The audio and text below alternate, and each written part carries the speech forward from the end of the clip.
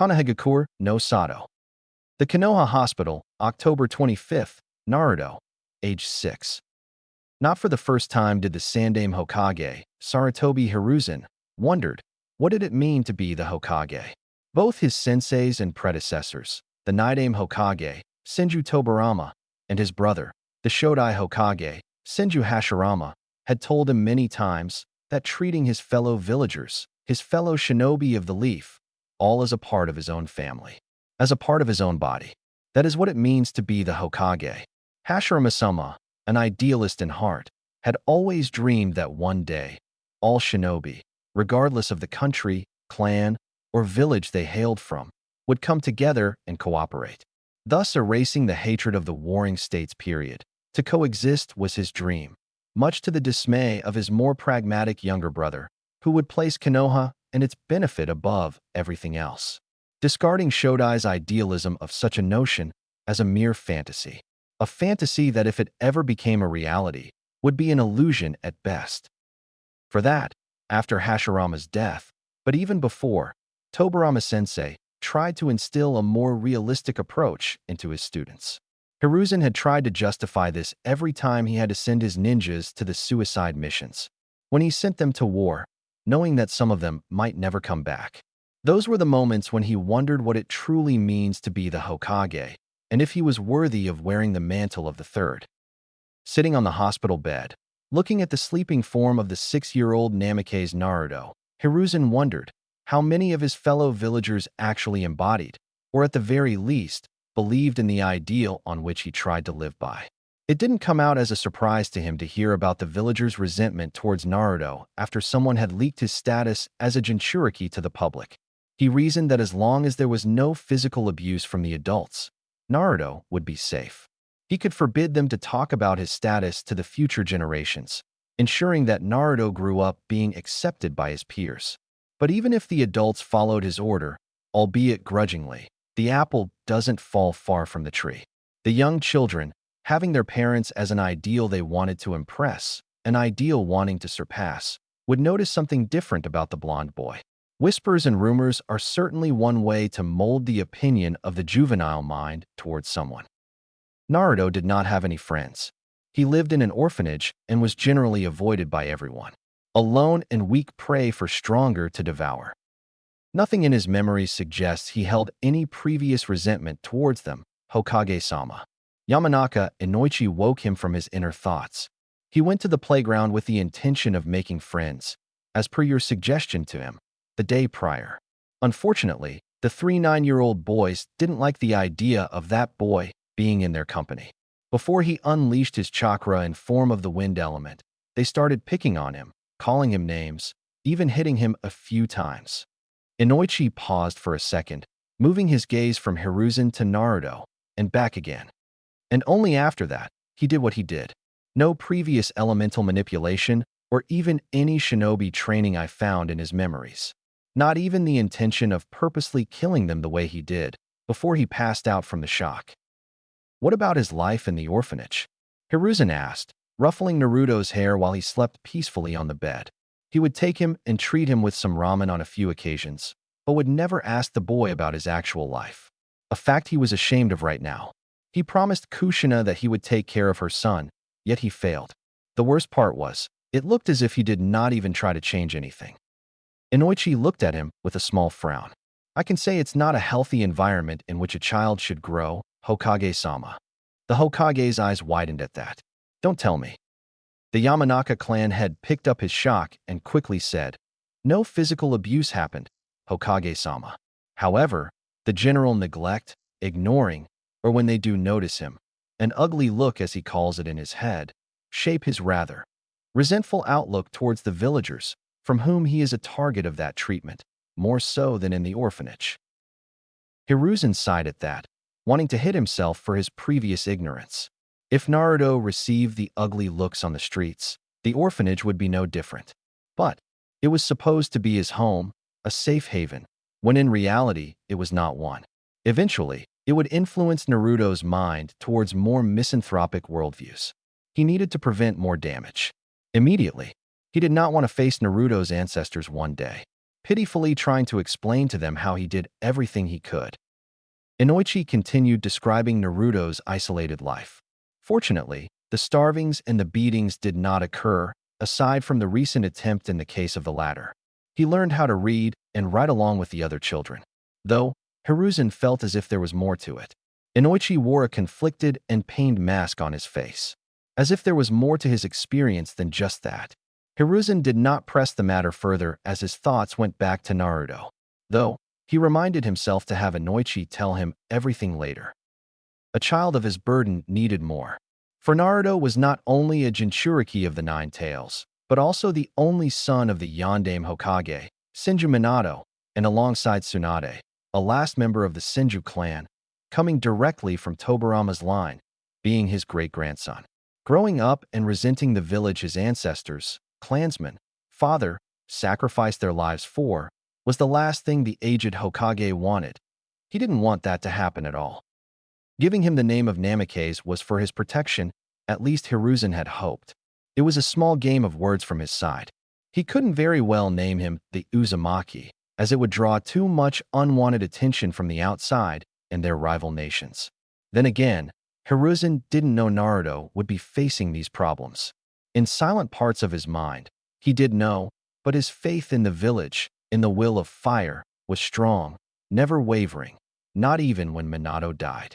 Perhaps if he had given him the name Uzumaki, the villagers would be more respectful? 2 first ladies came from the Uzumaki clan after all. Hiruzen made countless errors and countless mistakes throughout his reign. But the error doesn't become a mistake until you refuse to correct it. Sending some of his shinobi to the suicide missions, hoping they would survive, silently knowing some of them would die. An error and a mistake. An error he would try to remedy in the future. Mistake, never to repeat, and often would. But even that would not bring back the dead. All his errors, all his mistakes would forever haunt him. Just like any innocent whose life he ended during the war would. Because in a way, he was the one responsible for the deaths of those ninjas. Looking at the sleeping form of Naruto, Sarutobi swore he would correct this mistake. He placed his trust into the wrong basket. It was time to place it with Naruto. He owed the boy and his deceased family, that much at least. He called out to his nearby Yanbiyu before doing anything. Cat, summoned the head council to the meeting chamber in 30 minutes. 1. The Yanbiyu in question simply nodded and went to fulfill the task she was given. Promptly standing up, he addressed Inoichi, who was still in the room, waiting for his further instructions. Walk with me, Inoichi-kun. After making sure there were at least 2 Yanbiyu guards with Naruto, along with giving a warning to the doctors not to speak to anyone about it, Hiruzen made his way to the office. In the meantime, Inoichi wondered what his Hokage planned to do with the council. It was no secret among the ninja population that the Sandaime and his former teammates had a clash of ideologies ever since his reinstatement, particularly regarding Naruto. Udatain Koharu and Mitokado Hamura certainly passed the transition from firm supporters of Sandaime to biggest supporters of Shimura Danzo, another elder and rival to Sandaime. Inoichi, himself being the member of the head council as representative of Konoha's intelligence division, was a witness to their constant debates, but found himself supporting the Sandaime for the most part, as he, in Inoichi's mind, truly embodied the will of fire. At the meeting chamber a half-hour later, in one of the rooms, specifically meant for these kinds of meetings, the head council was gathered. Aside from the Sandaime Hokage and Inoichi, who represented Konoha's intelligence division, present were Shimura Danzo, Udatain Koharu, and Mitokado Hamura as the village elders, and more in Shimura's case. Jonin Commander, Nara Shikaku, the Yanbiyu Commander, and lastly, the head of Konoha's military police force, Uchiha Fugaku, were present as well. Without preamble, the Sandaime decided, or at least thought to start a meeting that way. However, the impatient as ever, Koharu interrupted him anyway. I assume this meeting is about today's incident with the Jinchuriki? Growling at being interrupted, which Koharu had seemed to have noticed, if her sudden flinch at Sarutobi's glare was any indication. Hiruzen nodded in any case. What else could it be about? Though, he would have to investigate how they actually knew about the incident before he told them. Perhaps, a purge in the ranks would have to commence, regardless of to whom the information such as that one would be delivered. Instead, Saratobi said, yes, the three academy students attacked Naruto-kun at the playground, during which he unintentionally unleashed his chakra in the form of the wind element. Unintentionally, said with absolute firmness, leaving no place for an argument. Have you decided what to do with him then? Koharu continued, composing herself, though a small hint of fear was present. Saratobi said nothing, except closing his eyes and pursing his lips, and giving a quick nod. However, Hamura, more composed than their female teammate, in a more authoritative voice proposed, regardless of everything, perhaps it would be for the best to place him under Danzo's protection, as was suggested before. Hiruzen was not surprised by his idea, if it could be called one. He was going to deny it in any case. But he allowed Hamura to continue speaking, at very least to hear more of his reasoning, even though it was not the first time he made such a proposal. Given his mental state and the future development of the same, I believe it would be in the village's best interest that the Jinchuriki be trained by Danzo. His affinity for wind, a strong one, is an even bigger reason for that. He nodded towards Danzo, who in turn nodded as well. I agree with Hamura. He looked towards Hiruzen then. The boy should be given to me, at least while he's still young and malleable. You know this incident will affect him even more than the general treatment by the populace. With me, he would not only become a trained shinobi, but a loyal one to the Konoha as well, with a better childhood than he could hope for at the moment. Danzo placed the accent on the word treatment, almost as if he was proud of that fact. Whatever your plan was for him, I doubt it would work in the long run. Loyal to you. Hiruzen scoffed inwardly. Danzo looked towards the other members of the head council, but aside from Hamura and Koharu, he only found disapproving frowns and glares, causing him to scowl lightly. He wouldn't get their support. The ANBU commander was loyal to Hiruzen first and foremost. Shikaku and Inoichi were Minato's friends, and they knew about Naruto's parentage and were thus even less likely to support him on such a case. He was on bad terms with Fugaku ever since the Kyuubi's attack and subsequent transfer of the Uchiha clan to the edge of the village, causing Fugaku to always speak against Danzo's proposals and voting against them when such an opportunity arose. Lastly, he looked towards Hiruzen, his former friend and rival, who strangely had a small smile on his face. I have already decided what to do with Naruto-kun, Shimura. You need not bother with your proposal any further. The same goes for you too. Koharu, Hamura. This time there was a little disdain in Hiruzen's eyes when he looked towards his childhood friends. Their knowledge of Naruto's mental state would have to be investigated. The three of them were the prime suspects of revealing Naruto's status to the village, no doubt hoping he would give the young boy to Danzo for training Konoha's ultimate weapon, while on the surface sugarcoating him that it was for the Senju heir's protection. Well, he would enjoy crushing their delusions even now as he did any other time. Naruto-kun will live in his home by the right of his birth. This caused some of the council members to widen their eyes at the Hokage's decision, with Narashikaku being the first one to speak. While I do think this is the best case of action, Hokage-sama, who will take care of his basic needs. After all, he is still just a child. And if word gets out that the deaths of 3 academy students are connected to him, his treatment will get even worse. No idle boredom was present in Shikaku as he said that. I have few people in mind whom I trust to take care of Naruto-kun without problem. And I will brief you all once I convince him to accept this job, Hiruzen told them. In regards to the general populace, it would be best that what was said at this meeting remains here. He looked at all of them for a few moments, his gaze lingering on the 3 elders who sat on his right side for a bit longer. Unsupervised elemental manipulation. Inoichi, Fugaku, I trust the military police and analysis team can cover this. Both of them nodded. Inform their parents that they experimented with elemental manipulation without supervision. The same goes for the rest of the village. No connection can be made to Naruto-kun. I don't want seeds of any conspiracy theories to be planted anytime soon, or ever for that matter. Inoichi, just like Shikaku and the ANBU commander, were his loyal supporters during these types of meetings. Fugaku supported him as well, more out of resentment towards Danzo than the loyalty from the heart. Still, it was better than nothing.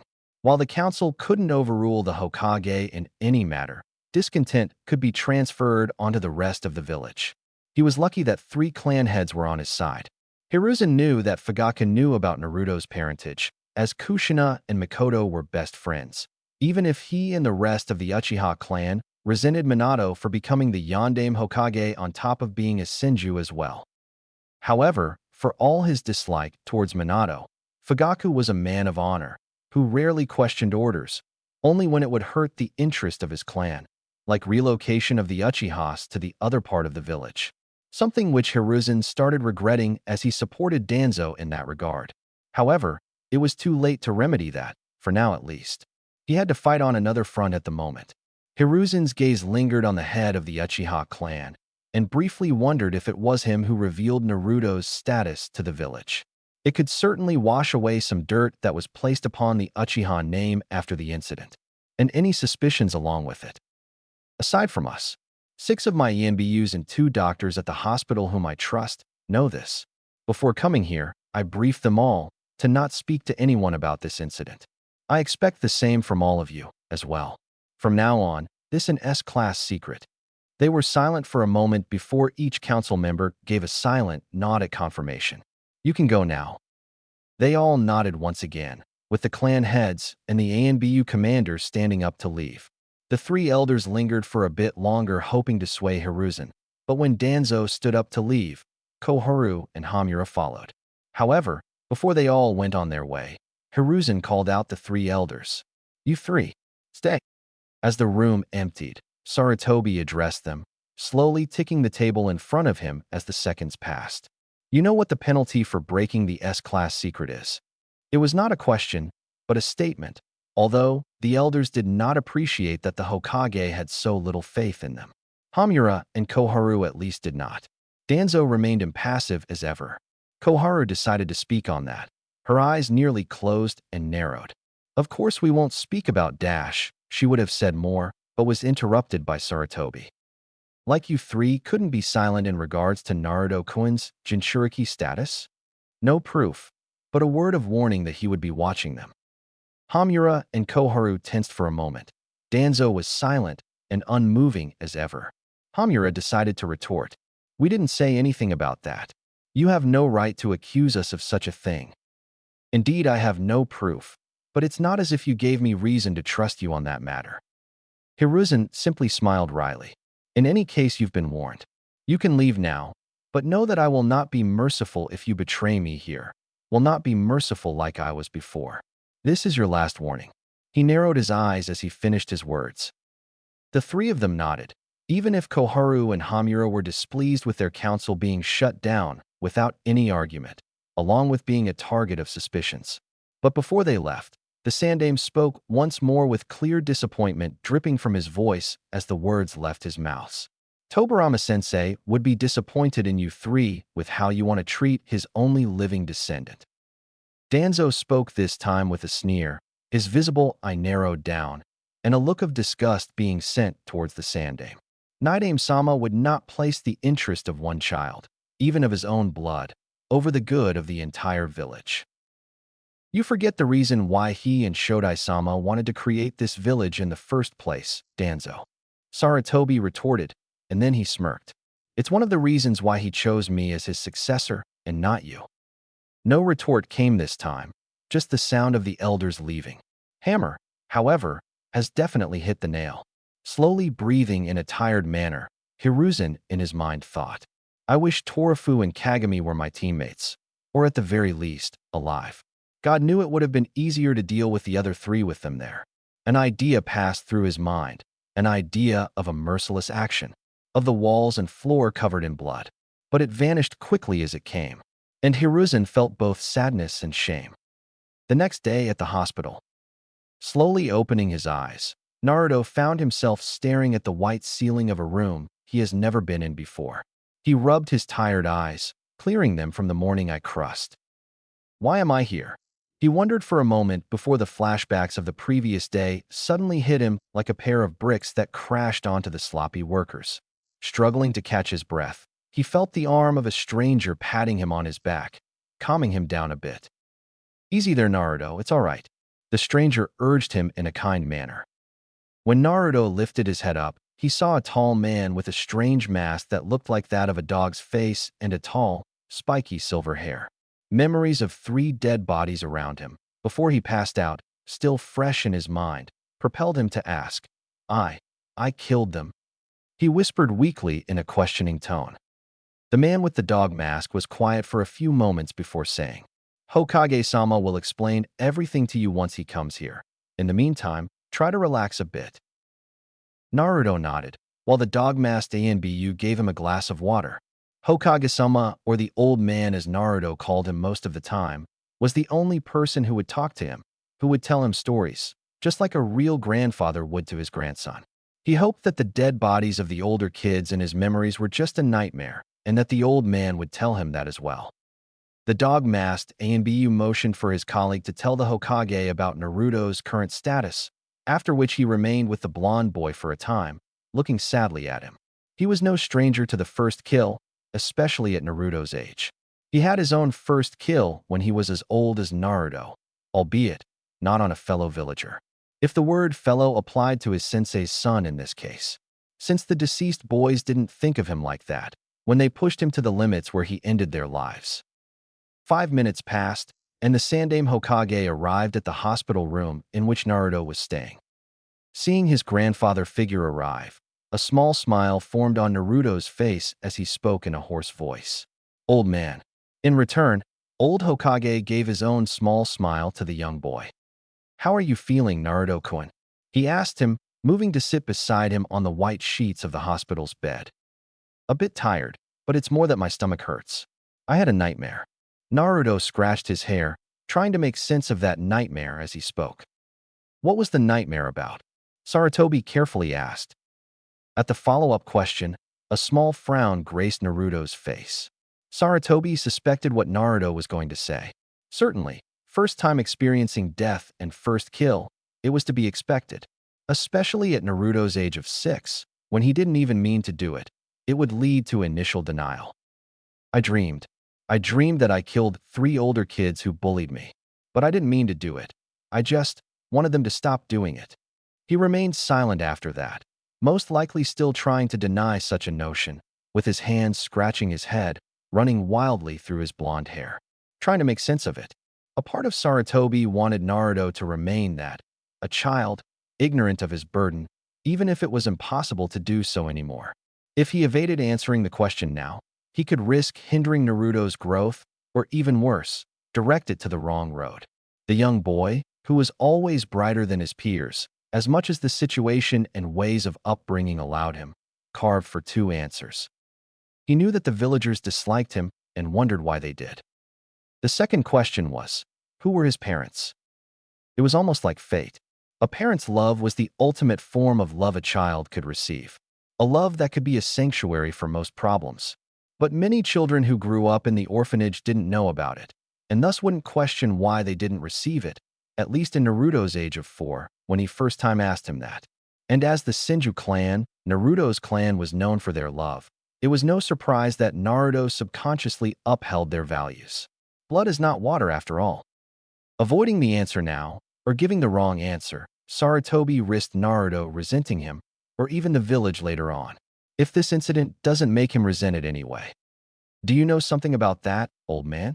Naruto asked him after a short silence. Looking at him, Hiruzen decided to tell him the truth. I do know, Naruto-kun. He paused again, and then sighed, feeling his eyes heavy with the weight of 100 stones being pilled on them.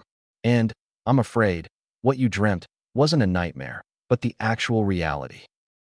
Naruto's eyes widened again and his body began shaking, making Hiruzen grab him by the shoulder to calm him down. Calm down, my boy. Nothing will happen to you. I certainly have no right to punish you, as I'm partially responsible for this entire mess. A moment of silence passed before Hiruzen continued. After a quick investigation, we have found you did it unintentionally as they had provoked you first. If anything, they got what was coming for them. Sarutobi didn't like the way how he addressed the 3 deceased boys, but Naruto needed to calm down, and more than anything needed moral support. He wasn't at fault anyway, and he did not need to know about the fact that Hiruzen had someone dwell into his mind, lest to frighten him even further. As they started beating you, You unleashed your chakra in the form of wind element, after which it hit all three of them, causing them to lose their limbs, damage their internal organs, thus ending their lives. He waited for Naruto to process that. The end result was far worse than those simple words. What? What will happen to me now? Naruto asked quietly, his eyes full of fear of the unknown. Worry not, my boy. Nothing bad will happen to you. As I said, this is partly my fault. I could have done more to protect you and more to prevent something like this to happen to you in the first place. After saying this, Sarutobi stood up and walked towards the hospital's window, looking at the village, contemplating how to explain this to Naruto. He had to know the truth, but needed to be sure he would keep it a secret for now. This conversation, while not the way how Hiruzen imagined to have with Naruto at this young age, and not under the influence of these circumstances, had to happen. Naruto-kun, what I'm about to tell you, you must not tell anyone else, at least until you grow up and become stronger to defend yourself from anything that could harm you. Again, went unsaid. Hearing what he said, Naruto looked towards the ENBU with the dog mask, who was with him when he woke up. Seeing this, Hiruzen smiled. Minato's boy certainly inherited his sharp mind. If he did this right, he would set Naruto on the path of greatness, ensuring the boy to have a fully normal life one day. Normal as much as it was allowed to one shinobi. And he definitely needed to become one. It's all right, Naruto-kun. He already knows what I'm about to tell you. Naruto nodded. Kakashi already knew Naruto's parentage. And who knows, he might even become a sensei to Naruto one day. Breaking from his musings, Hiruzen started speaking again. Have you ever heard of the nine-tailed fox? A silent prayer was sent for this to pass without a problem. 1 hour later. Explaining about the Kyuubi to Naruto passed with no yelling or crying from the Senju boy, only of his little fists clenching the bedsheets in whatever emotion he felt at the moment. The first significant emotion he saw was when he started talking about his parents, his remaining family in both the blood and bond. There were tears of both sadness and happiness, especially when he mentioned to him how much his parents loved him and how happy they were learned he would be born. Naruto more or less accepted what Hiruzen had told him, along with his new living arrangements. As Anoichi told him before, the orphanage, where he was shunned and ignored, was certainly not a good place for him to grow up. So Hiruzen, just like he told the council before, decided for Naruto to live in his clan's home with a caretaker who would regularly visit him and help him whenever he needed help. Especially with the shinobi education, which Naruto gladly accepted, Hiruzen would have to check the compound first before he arranged everything. Naruto's academy time would start in 1 week anyway on the 1st of November. Still, he was glad that the young Senju had accepted what he told him. He couldn't go around with his real clan's name for some time, at least until he became a Chunin, maybe Jonin. If he was anything like his father or other ancestors, he would become one in a short time after he graduated. But Sarutobi also told him to not rush and graduate early. It would be better to do it like the rest of his peers. Many Senjus had died early because of that, and the clan was nearly wiped out in the 3 shinobi world wars, simply due to graduating early and going to the front lines. Ego, fame, acceptance, or legacy means nothing if you die too soon to experience the benefits of any or to actually leave some of them behind. Being in the safety and hidden from the outside would allow Naruto to grow and get an adequate strength to defend himself, to become strong, before embarking on the outside world to complete his missions and make a name for himself. Rest for 1 more day here in the hospital, Naruto-kun. I will make arrangements for you to move into your new home. Sarutobi told him. I understand. Naruto nodded before he remembered something else. You said I will get a caretaker. Who will it be? That, you will find out tomorrow. He is due to return from his week-long mission today. Maybe he already did. Hiruzen mused in the end. After which he left Naruto to rest and went on his way to do his Hokage duties.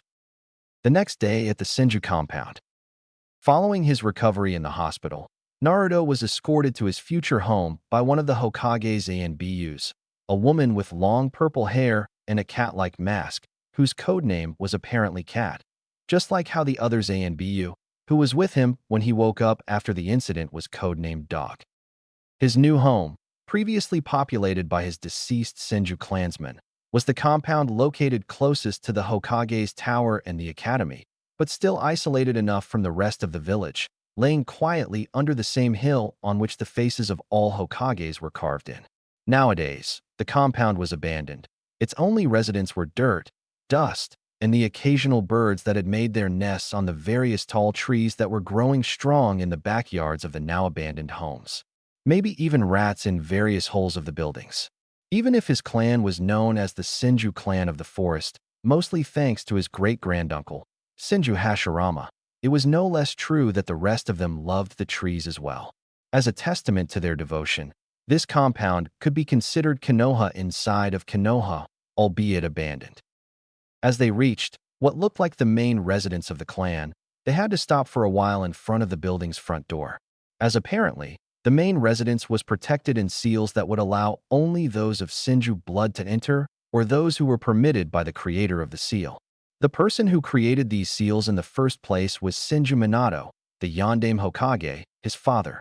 One of the reasons was so that his wife could walk freely inside and out, and also to have bigger protection from potential Iwagakure ninjas who sought revenge for their loss in the last war. The old man also told him that when she was young, his mother, Uzumaki Kushina, was the target of kidnapping by Kyomogakure, who wanted to use her for her special chakra. All of that made Naruto even more convicted that he must keep his secrets for now and to become strong in order for something like that to never happen to him or his family one day. Strong enough to never get into a situation like the 2 days ago. The deaths of those 3 older kids still haunted Naruto's thoughts. Would they ever stop haunting him? Shaking his head, Naruto tried thinking about other stuff to clear his mind. It was still hard to imagine that he was a member of the legendary Senju clan, even if they had largely died out. With the 2 members remaining, Naruto knew that another heavy burden was placed upon him. Not only would he need to revive his clan one day, he needed to be sure that he would make his ancestors proud as well. While Senjus, aside from his great-granduncle, didn't possess any particular or unique bloodline, the members of the clan were known for exceeding in various ninja arts, as well as having powerful and large chakra reserves, according to the Sandaime. He wondered who his caretaker would be. Maybe his godfather, Jiraiya of the Sannin, or perhaps his aunt Tsunade. No, the old man said it would be a man. As much as he was wondering who it would be, curiosity propelled him to wonder what he would find in his future seal's protected home. Maybe a library with his clan's techniques? The old man told him that when the village was created, as a clan known for 1,000 techniques, the Senjus donated much of the lower-ranked to mid-ranked Jutsus to the Konoha's Shinobi Library so that it could help non-clan aligned potential ninjas to develop. However, they kept much of the higher-ranked ones for themselves. It would have been dangerous to give them away, as you would never know what damage could have happened if they found themselves in the wrong hands. For the first time in his life, Naruto wanted to explode with excitement. Not long after, Sarutobi Hiruzen arrived with another elderly man, whose gray hair was tied in a small ponytail, all the while his face was marked with a kind smile that never seemed to fade away. Naruto-kun, allow me to introduce you to Mariboshi Kosuke, your new caretaker, Hiruzen announced. Pleasure to meet you, Naruto-kun, Kosuke said with his usual smile. Likewise, Kosuke-san, responded Naruto with a smile of his own, extending his hand to greet the kind old man. As I already told you before, Naruto-kun, the main residence of the Senju compound operates with seals that were placed here by your father. However, after his unfortunate death, I had Jiraiya place alarm seals around the house to warn me if anyone ever tried to break inside. Naruto nodded and proceeded to ask a question. Has anyone ever tried to break in? Sarutobi nodded. Indeed it has, but there was only one such case. A newly promoted Chunin, Mizuki, attempted to break through around 4 months ago. He walked over to the wall and simply knocked 2 times, for which a small wave of blue chakra was sent on all sides, like a rock falling into a puddle, eventually fading away into nothingness. See? The examples of seals your father has made. Even if you hit harder, you will find it hard to break through. Mizuki of course tried to do it, but the additional seals Jiraiya placed alarmed me, and so we had him apprehended. So how will Kosuke-san here actually be my caretaker if he can't even enter? Hiruzen simply smiled at the young boy. Indeed, he won't be able to enter the main residence. However, not the entire house is covered in seals. There is a segregated part, specifically meant for guests. Kosuke will live there.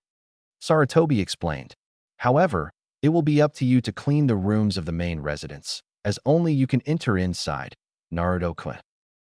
Naruto nodded in understanding, while Kosuke was silent. He certainly didn't expect this turn of events. He didn't even consider himself worthy of becoming a caretaker or tutor to Naruto. But he owed that much to both the Yondaime and Nidaime. Hiruzen told him that out of all people in the village, Naruto could grow up to become a good man, only under him and his nearly 50-year-old experience. Kosuke knew that Hiruzen was not sugarcoating, but actually meant every word he said to him. Flashback == Sandaime-sama. While I don't doubt your wisdom in regards of arranging a new life for Naruto-kun, I must politely refuse your offer. I'm not worthy of teaching young Naruto, and I'm certain there are more worthy shinobi in the village who are. Kosuke quietly answered to Saratobi after hearing of his offer. Saratobi only sighed and looked at him. Kosuke, I honestly doubt there are. I refuse to allow any of the clans to adopt Naruto-kun on the principle that it would create unbalance and division or even jealousy among them. Had he not have problems with Orochimaru, I would have put him in the care of Jiraiya. But as we do, I have no choice but to look for an alternative. He paused for a moment before continuing. Jiraiya has tried to locate Tsunade on few occasions, but aside from running into her debt collectors or casinos she visited, he had found nothing, and we discarded that option. If Tsunade doesn't want to be brought back to the village, then so be it. Kakashi is in the Yanbu and is needed on the field constantly. Plus, with his emotional trauma from the losses of the last war and from the Kyuubi's attack, I fear he is not suitable enough to raise Naruto-kun with his psychological condition. I'll give him a few more years to find a way to cope with his losses, and then I might place Naruto on his team if he gets better. Kosuke remained silent as the Sandaime's words flooded his ears. Kosuke, I know you still blame yourself for your comrade's death, but just like Tobirama-sensei had told you once before, I will tell you now. Use that mistake, that experience, your knowledge, and pass it to Naruto. I made more mistakes than you, my friend. But brooding and punishing yourself will not bring back the dead. Ensuring we don't repeat them will prevent new graves, tears, and hatred from emerging. For we are shinobi and we endure. And I'm sure Tobirama-sensei would not want you to beat yourself anymore. He would be glad that someone like you is tutoring his great-grandson. Saratobi remained silent after that. Kosuke thought about many things. Would Tobirama-sama approve of this? Would he find him worthy of training and educating his great-grandson? Those questions loomed in Kosuke's mind. But knowing the man and his personality and fighting alongside him on many occasions answered Kosuke's question, almost like he heard the words of the man himself. I accept the assignment to become Naruto-kun's caretaker, Hokage-sama, said Kosuke professionally.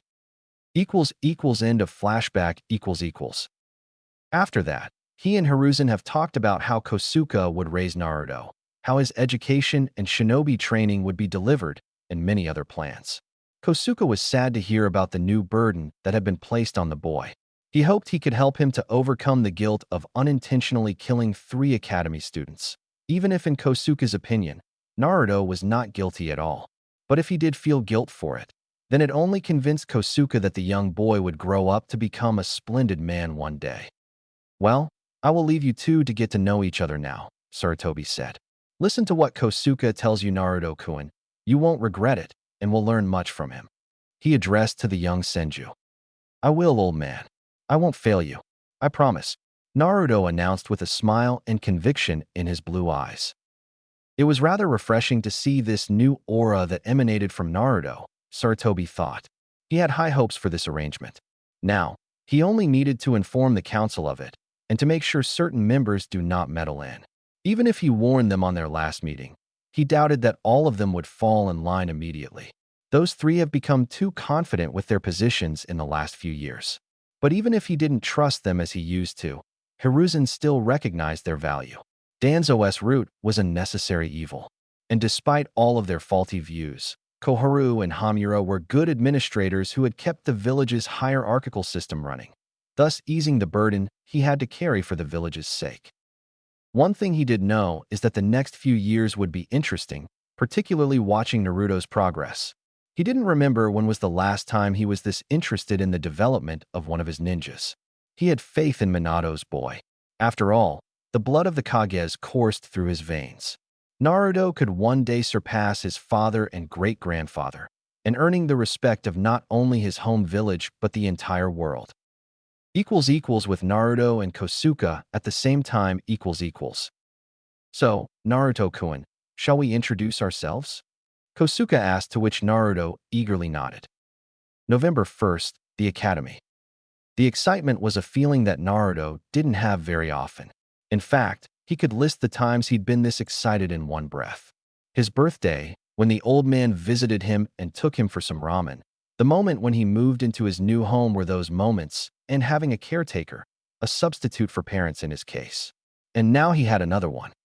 Remember what I have told you, Naruto-kun. Listen to your teachers at the academy, do what they tell you. And when you finish your classes, we shall begin your shinobi education right away. The voice of his caretaker brought him from his thoughts. Better we don't waste our time. Naruto turned to him with a determined look and answered, I will, Uncle Kosuke. However, he suddenly faltered, which made Kosuke frown. But will the teachers at the academy be okay with me there? No doubt. They know about the QB.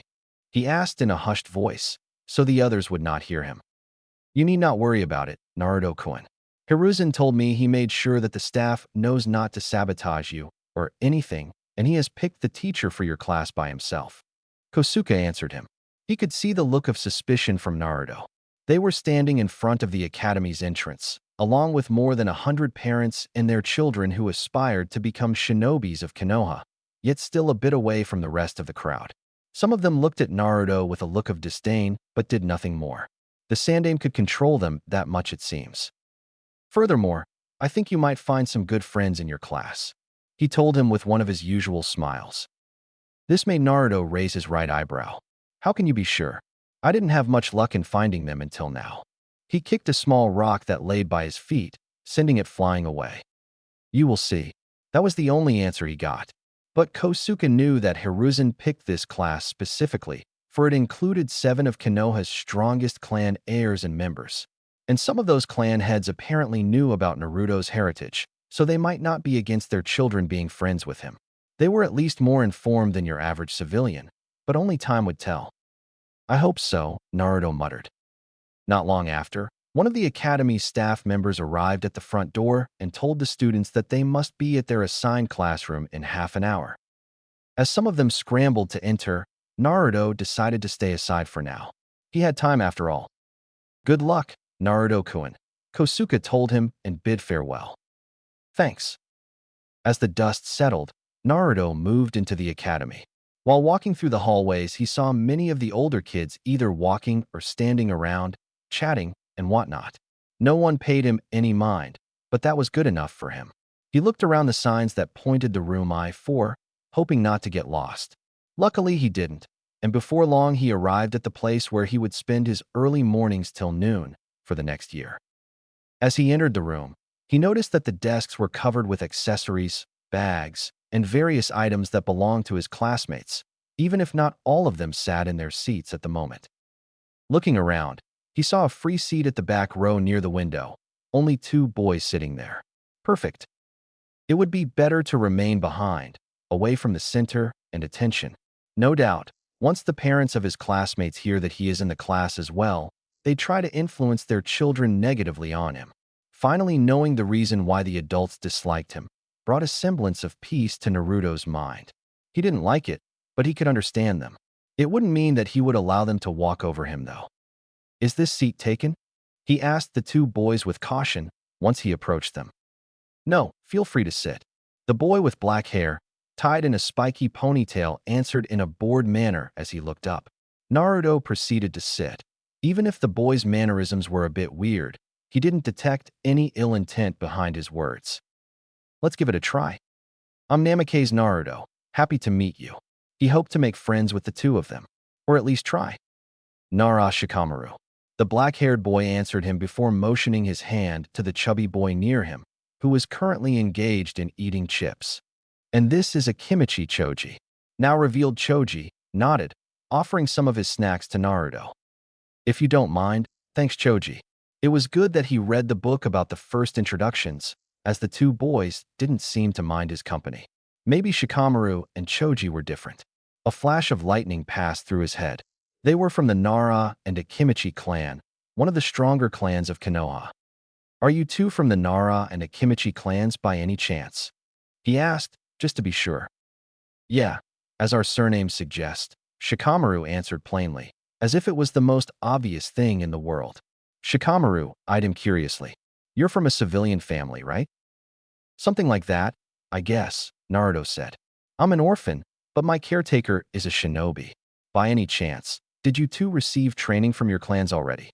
He asked, hoping to change the subject as soon as possible.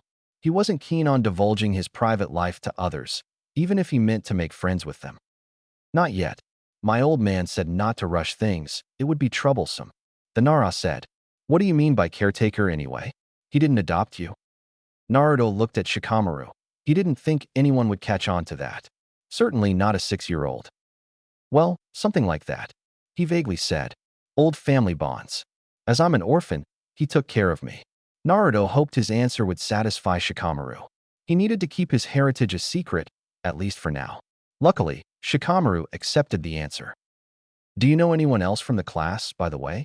He asked them, further changing the subject. Blonde girl with short hair is Yamanaka Ino. This time it was Choji who answered his question, pointing at the said girl who was engaged in girlish conversation with another pink-haired girl with a piece of chips in his hand. There are some other clan children here. The boy they are giggling at is Uchiha Sasuke. Shikamaru said, rolling his eyes.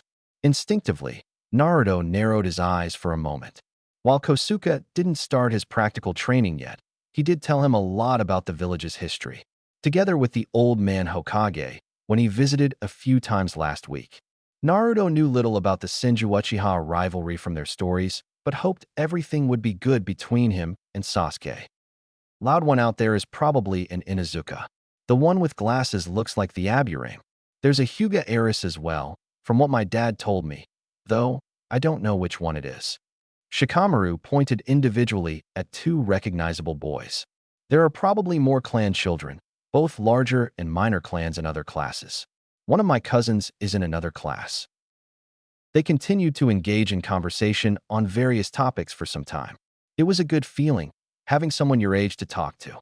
Both Shikamaru and Choji seemed friendly, and Naruto hoped they would stay that way. From their conversation, Naruto found out that the two of them knew each other from before, as their clans kept close ties, together with the Yamanakas. Shikamaru initially seemed bored about everything, which worried Naruto that he was a boring company to him. That is, until Choji whispered to him that it was a characteristic of Nara clan members to act that way. Their conversation came to an end when a female shinobi, presumably their future homeroom teacher, entered the classroom, causing those that didn't sit before to scramble to their seats.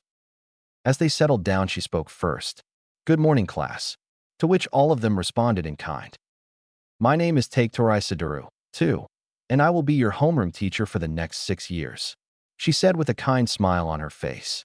Her eyes were of a dark blue color, while her hair was black and was tied in a top-knot bun. She wore the standard chunin vest, but not pants. Instead, she used the simple hot pants that left much of her curvy legs revealed. I'm 16 years old, and have been a chunin for 2 years now. A woman, sensei? Troublesome. Naruto heard Shikamaru mutter beside him. Before I begin the introduction to your curriculum for the next 6 years, we will have a roll call, like every other day from now on. Right then, let's start.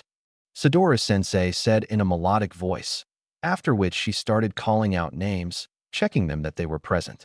When she got to his name, no incident happened, to which Naruto was grateful for, as it seemed that he will be treated no differently than the other students. Okay, now that we're finished with roll call, I'll explain to you what you're going to learn for the next 6 years, before officially enlisting to Konoha's regular forces, Jinin in your case. She paused to make sure they were listening. She continued explaining for the next half hour their future education, which will be divided into practical and theoretical parts. At the end of every 4th month, They will have an evaluation from the subjects that were taught during that year, in both practice and paper, theoretical part. From practical, during their first year, they will learn to mold chakra, basic chakra control that they will have to expand to other versions when they become Jinin, hand seals, and initial taijutsu and bukijutsu. From the theoretical part, which will be more present in the first 4 years, less in the last 2, but present for the entire time, they will have mathematics, history, geography, and shinobi culture, which Naruto assumed will cover the shinobi hierarchy, organizational system, ideology of will of fire, etc. Human biology will come in with further branching of bukijutsu. Jinjutsu will be covered from the 3rd year on. Later on with the basics of Fuinjutsu and the introduction to medical ninjutsu in the last year for those who are interested in such art. Remember one thing that our esteemed Naidame-sama used to say that is important for shinobi to take care of. Those are mind, technique, body. She told them in the end, before dismissing them during their first day. Great-grandfather's words. It stuck to Naruto. Mind, technique, body. It was easy to memorize them. And all in all, Naruto couldn't wait to start. After the academy. Hey Naruto. He heard Shikamaru calling him as he exited the academy. Me and Choji are going to the playground now. Want to come with us? He asked him. At the mention of a playground, Naruto's entire body froze, and his eyes widened immediately. The playground was the last place he wanted to be. Memories of dismembered limbs and hands and 3 dead bodies suddenly hit him, but he managed to compose himself. Maybe next time. I have something to do now.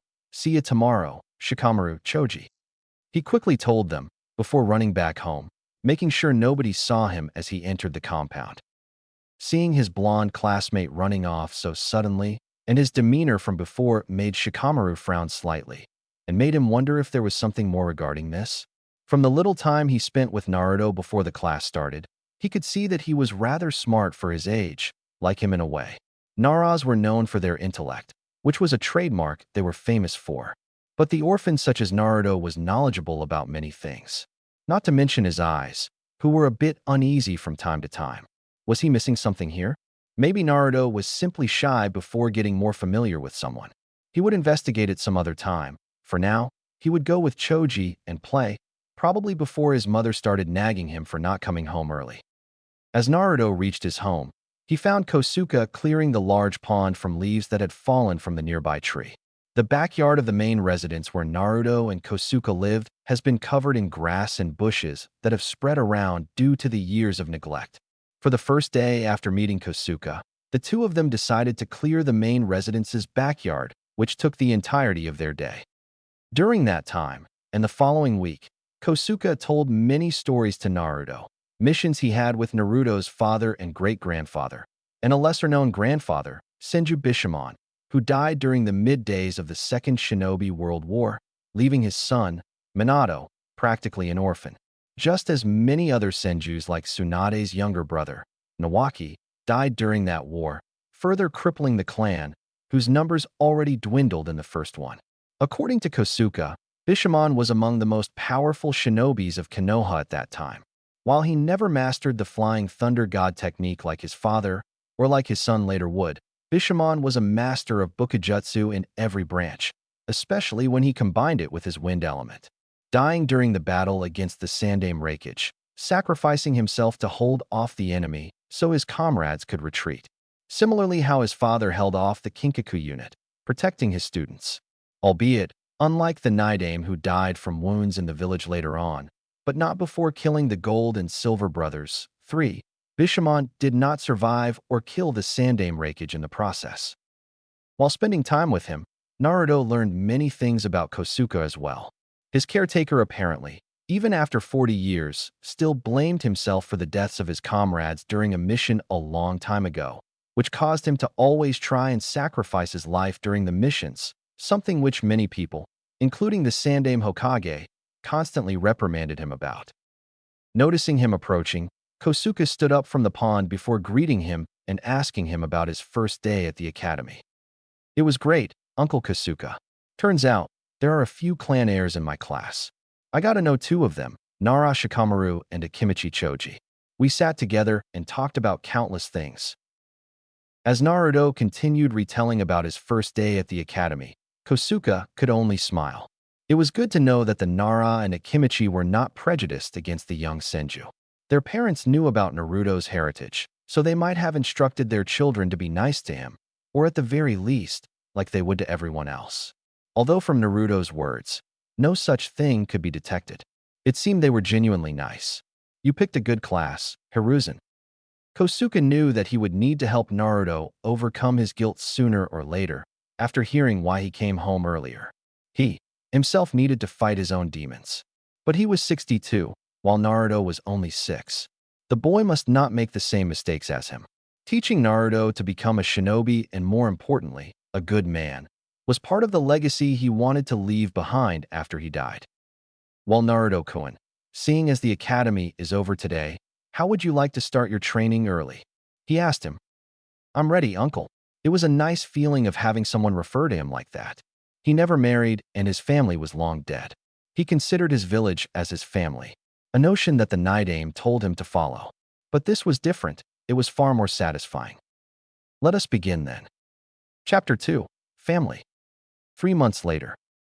That would be all for today, Naruto-kun, Kosuke said to him as their daily training regime was finished. Every day after the academy, where Naruto would spend around 8 hours from the early morning, he would train with Kosuke for the rest of the day. Initially, it was just like in the academy, only chakra control, a long and tiresome exercise that seemed pointless at first. Learning necessary hand seals was at least somewhat more interesting. After the first 2 weeks, he began learning the basic taijutsu katas that were also the first steps towards the more advanced taijutsu styles. Those were taught throughout Konoha to the standard shinobi forces, which were largely composed of the ninjas with a civilian background, shinobi who didn't have the clans to rely on for their progress. But instead of those standard ones, Naruto, for his taijutsu training with Kosuke, took one scroll which had the Nidaime's taijutsu style written in it. Fortunately for him, Kosuke, even if he did not know that particular style, was able to help Naruto get into its initial forms. But the style itself was a lot more complex than it seemed at first hand. It was based on the agility and speed, which had also made his great-grandfather famous. Speed and agility that Naruto didn't have at the moment. I must also regrettably inform you that I have a mission tomorrow. Naruto's face morphed into a frown up as he heard that. How long will it last? 1 week at most, unless something drastic happens. Ever since the first day he met him, Naruto knew that Kosuke would have to, sooner or later, return to do missions, albeit not as often as he used to. I have prepared everything that you will need for the time I'm not here. He continued listing things as they sat on the nearby garden bench to rest. If you need anything from the village, don't hesitate and use the transformation technique you were taught. He could do that. It was the first technique Kosuke had taught him after he properly learned how to mold chakra. Aside from that, he had also learned the body replacement technique and the body flicker technique just last week, but not after being drilled into the long chakra control exercises of the tree walking and the water walking, much to Kosuke's dismay after finding out that the tree and water walking were taught only once one became a Jinnin. Being a Jinchuriki and having the large chakra reserves, both from the beast that was sealed inside him and blood of his clans, it was prudent for Naruto to know them. After finishing his duties with Kosuke, Naruto went inside his house, getting himself something to eat, before going to his father's working room within the building, which was also the office of his grandfather and great-grandfather in their time. It was a rather large room with no windows as it was located in the middle of the residence, flanked by other rooms from both sides, plus connected to the Hokage's hill directly. The first time he entered the room, he was in awe of the countless books he found, from history books to geographical, religious, adventurous to even the 3 romance books that the old man always read. And the dust, everything, along with the rest of the house, was covered with it. Naruto had to clean it all himself, for no one else could enter those parts of his home but him.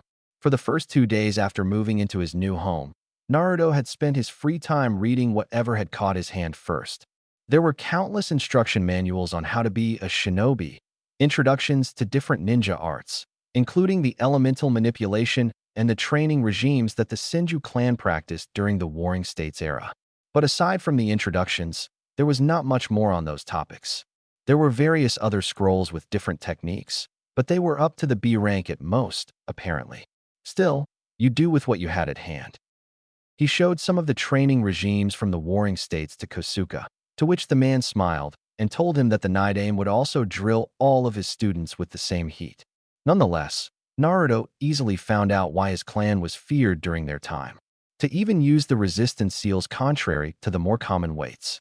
It not only increased their already large chakra reserves, but also the speed during the battle once the seals were turned off.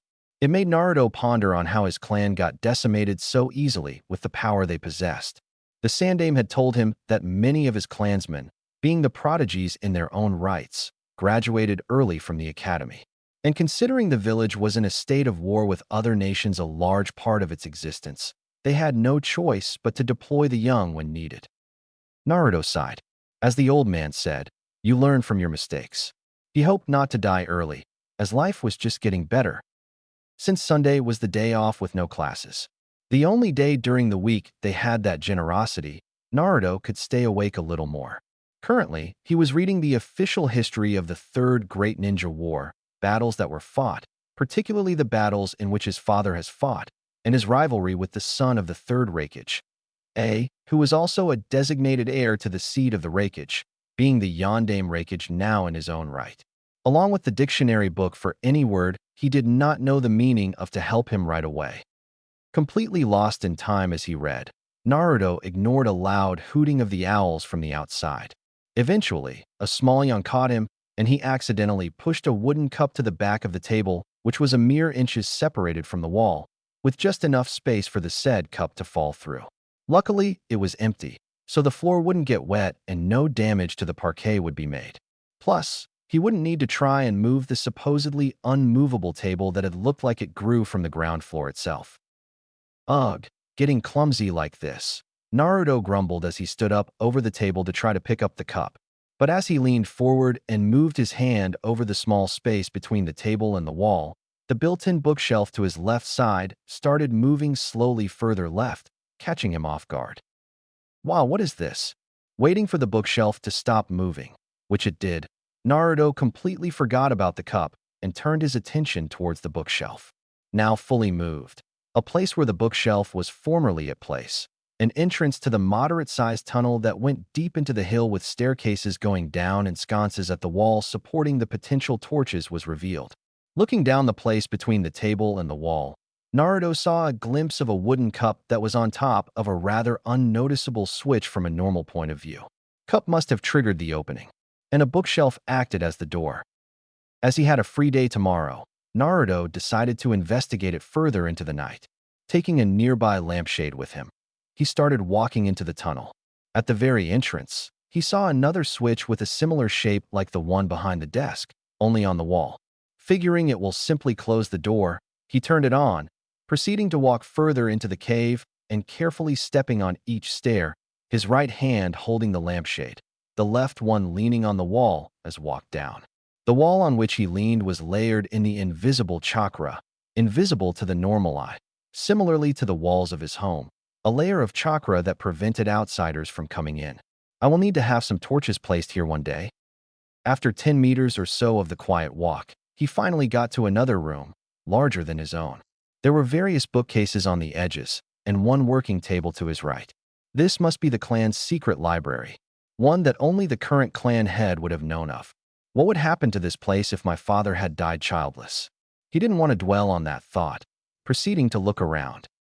Bamboo and wooden scrolls, instead of the usual paper ones, were, for the most part, the most populous inhabitants of the various bookcases that graced this large room, probably to survive the test of time. That didn't mean there weren't other books as well.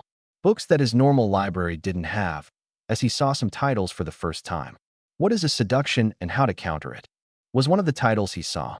One of the titles he saw for the first time. In one corner of the room, there was a large shelf with various weaponry and armory, from the flying thunder god kunais that were hanging on the wall, to the beautiful coal-of-color kusarigama, and one katana that had the Senju clan's symbol engraved on its sides.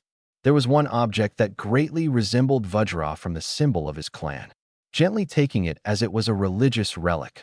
While to Naruto, Anything from his family's possession was. He inspected it with curiosity.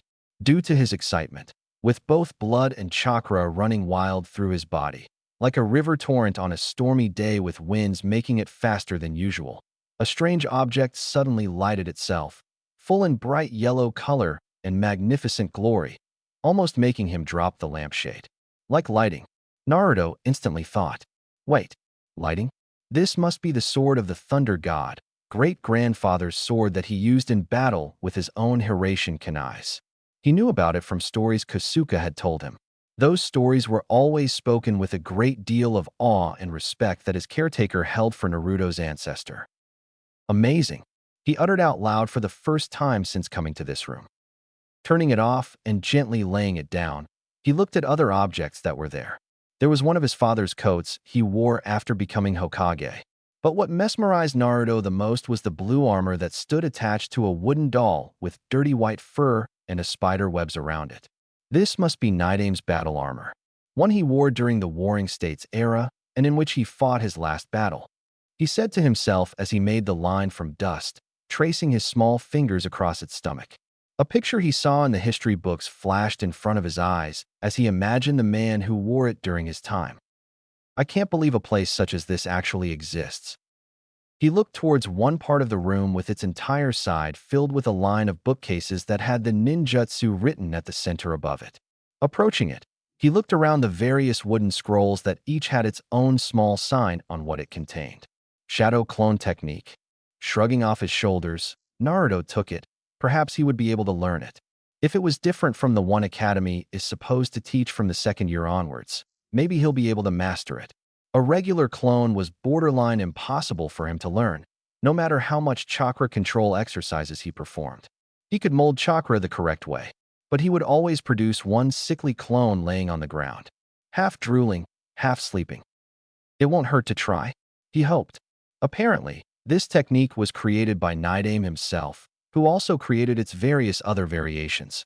Naruto noticed as he read the scroll and its contains.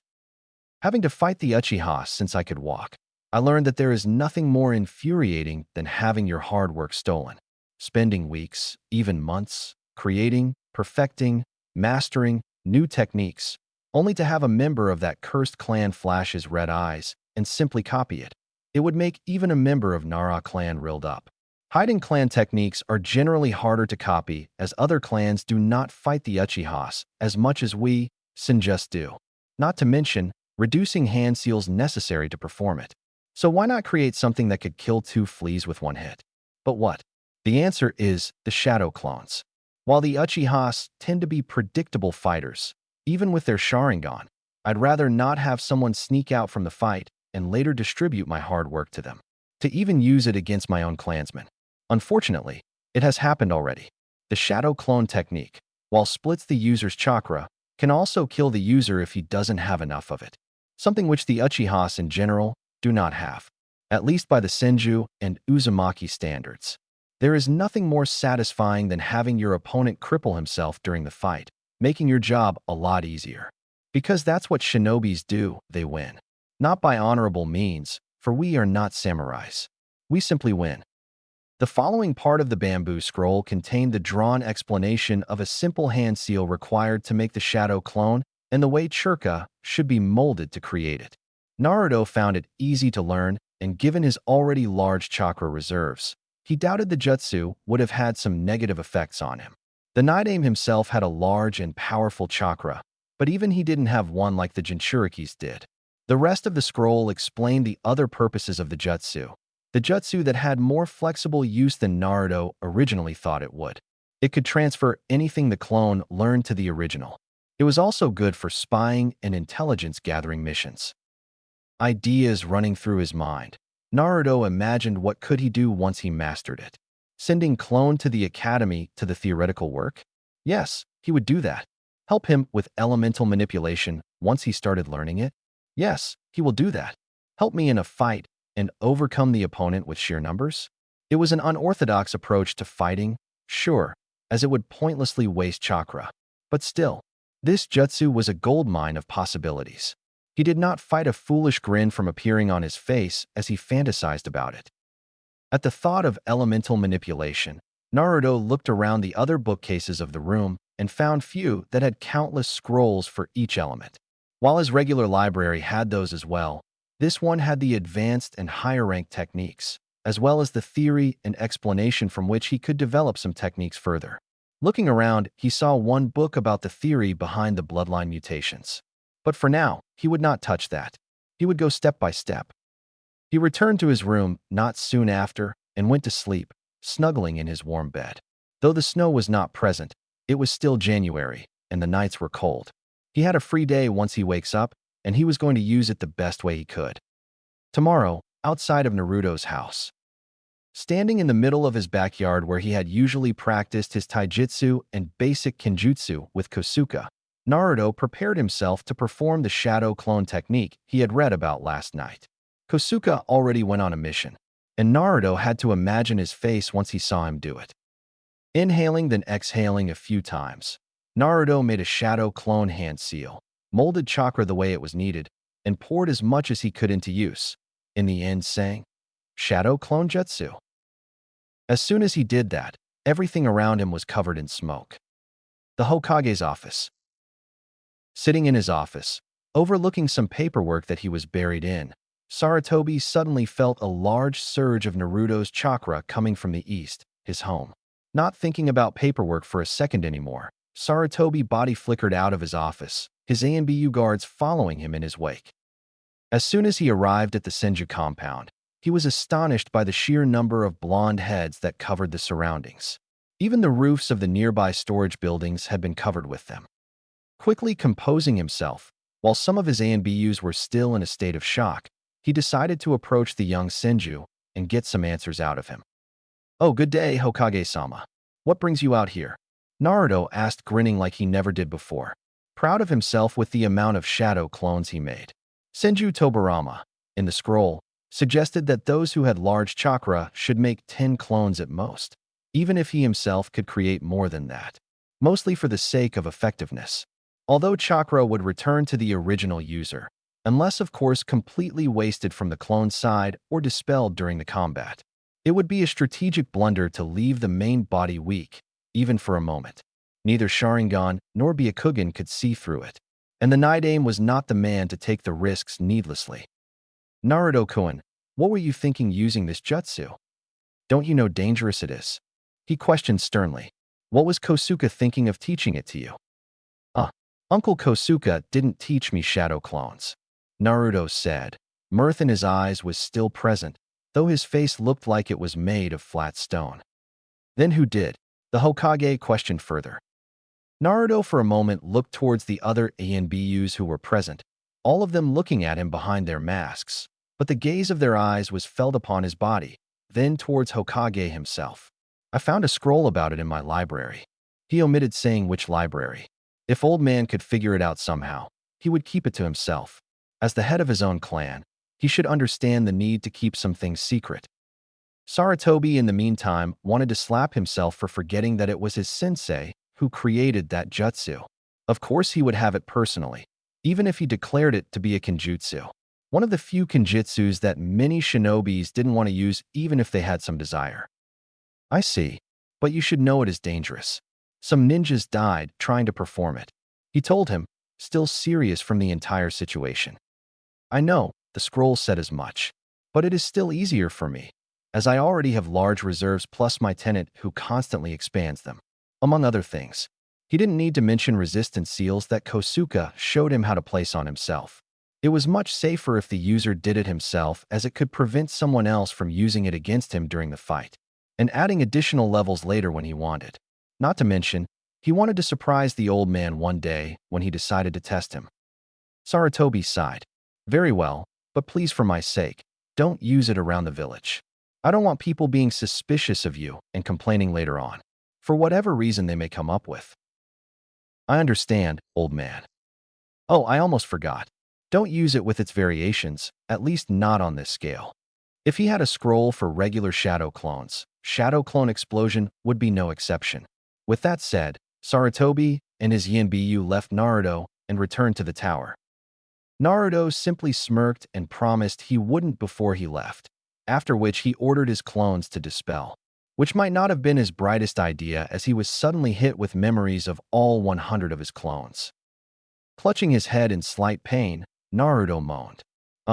I need to learn how to sort out memories in a better way. Scroll explained that it would be best to do it one by one, or if one had very good chakra control, to sort the memories out in his brain with more numbers. In the meantime, Saratobi thought as he walked towards his office. I wonder how those three would react if I told them the amount of shadow clones Naruto-kun can make. That very thought brought a smile to Hiruzen's face. Ever since he was young, he enjoyed seeing flabbergasted expressions on their faces. Danzo was better at keeping his emotions in check and away from the public's eye. Saratobi couldn't remember when was the last time he saw his rival speechless or dumbfounded about anything. When Minato was chosen as Yondaime, he could at least see him growling. Heart attack, maybe? He continued imagining how that conversation could develop. Danzo's potential expression could make it to the history books, but the thought of it and him suddenly made Hiruzen frown. Danzo would no doubt attempt to kidnap Naruto and brainwash him into his personal drone if he knew Naruto's almost limitless potential. Even if he didn't tell him about Naruto's progress, Warhawk would no doubt find out himself. Gritting his teeth, Hiruzen knew he would need another conversation with him. Despite all the warnings, he could never be sure.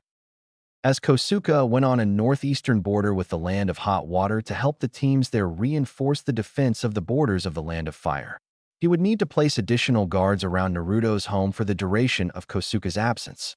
On any sane day, he would execute the man for defying him. But since the new year, the Uchiha clan has been even more restless for being suspected of being guilty of the Kyuubi's attack. New arrangements would need to be made for the time being. Cat. Sandaime called out one of his ANBU, who momentarily appeared before her leader. Yes, Hokage-sama? Arrange with Boar and Falcon to make a guard duty for Naruto-kun for the duration of 7 days. The mission might be prolonged depending on the situation. At least one of you has to be watching him while he is out of his house all the time, even when Kosuke comes back. Dismissed. The ANBU in question nodded and went on to make the arrangements for the mission. 3 ANBUs from 6 who knew about Naruto's incident from a few months ago. Kosuke would hopefully finish his mission on time. There weren't many shinobis older than 60 with his experience and knowledge of the Land of Fire's terrain. That's why his presence was needed there.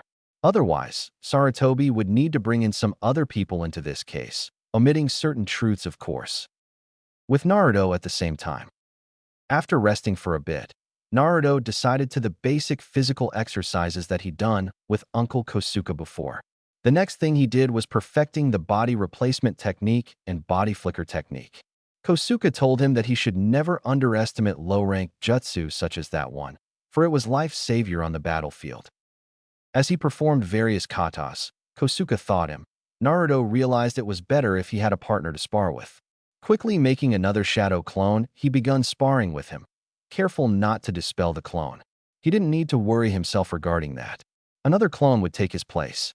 But following Nidaime's words mind, technique, body, it was prudent of him to know how strong of a hit he would land on his opponent, when will he land the hit, and how he would land a hit. Fuinjutsu was an art he had not only hoped to learn but needed to, given his status. While initially resentful of his father for placing such a burden on him, with passing time, the anger lessened. Now Naruto understood the dilemma his father probably had. The Shodai Hokage, Senju Hashirama, was the one who captured the Kyuubi and other tailed beasts. Forcing someone else to carry the weight and balance of the elemental nations was out of the question. Being the Hokage at the time didn't help either. Village was founded on the principle of will of fire, an ideal that his clan embodied most of all, sacrificing your own happiness for the greater good. If he wasn't ready to sacrifice the happiness of his only son for the sake of the village, how could he expect others to do the same, even if many of them spat on his wish later? Hearing his stomach grumble in hunger, Naruto decided to go to the village and get some ramen to eat.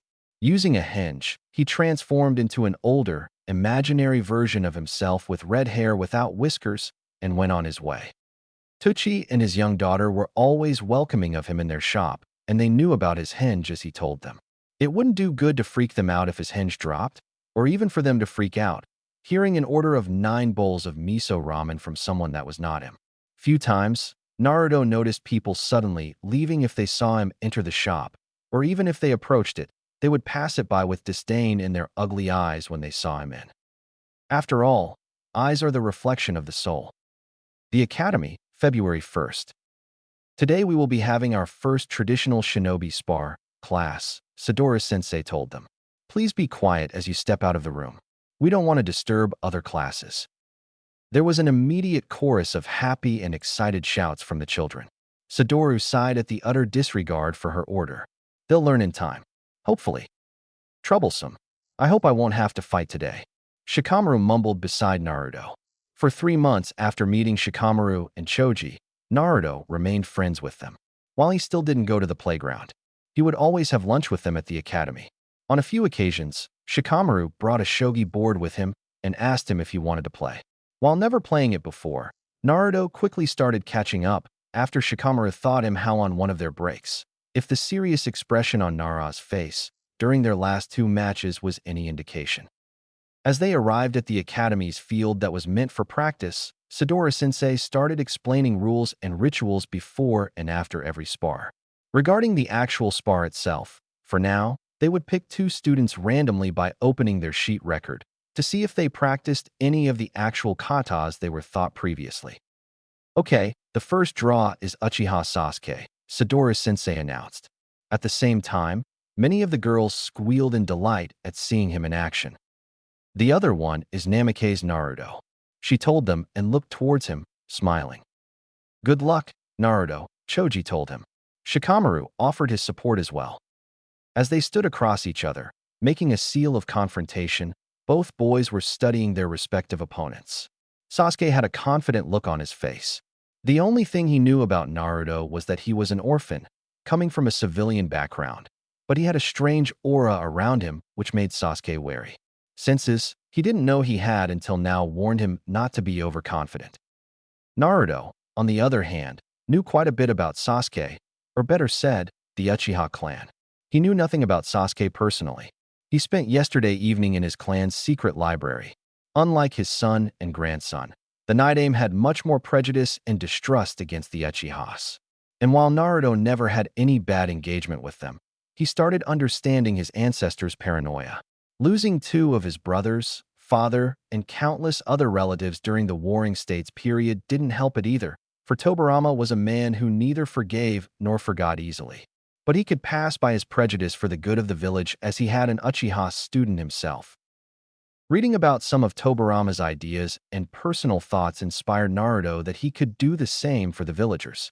That, he would muse about later, as Sadora-sensei soon announced the match with begin. Neither boys moved, but stood in their own respective katas.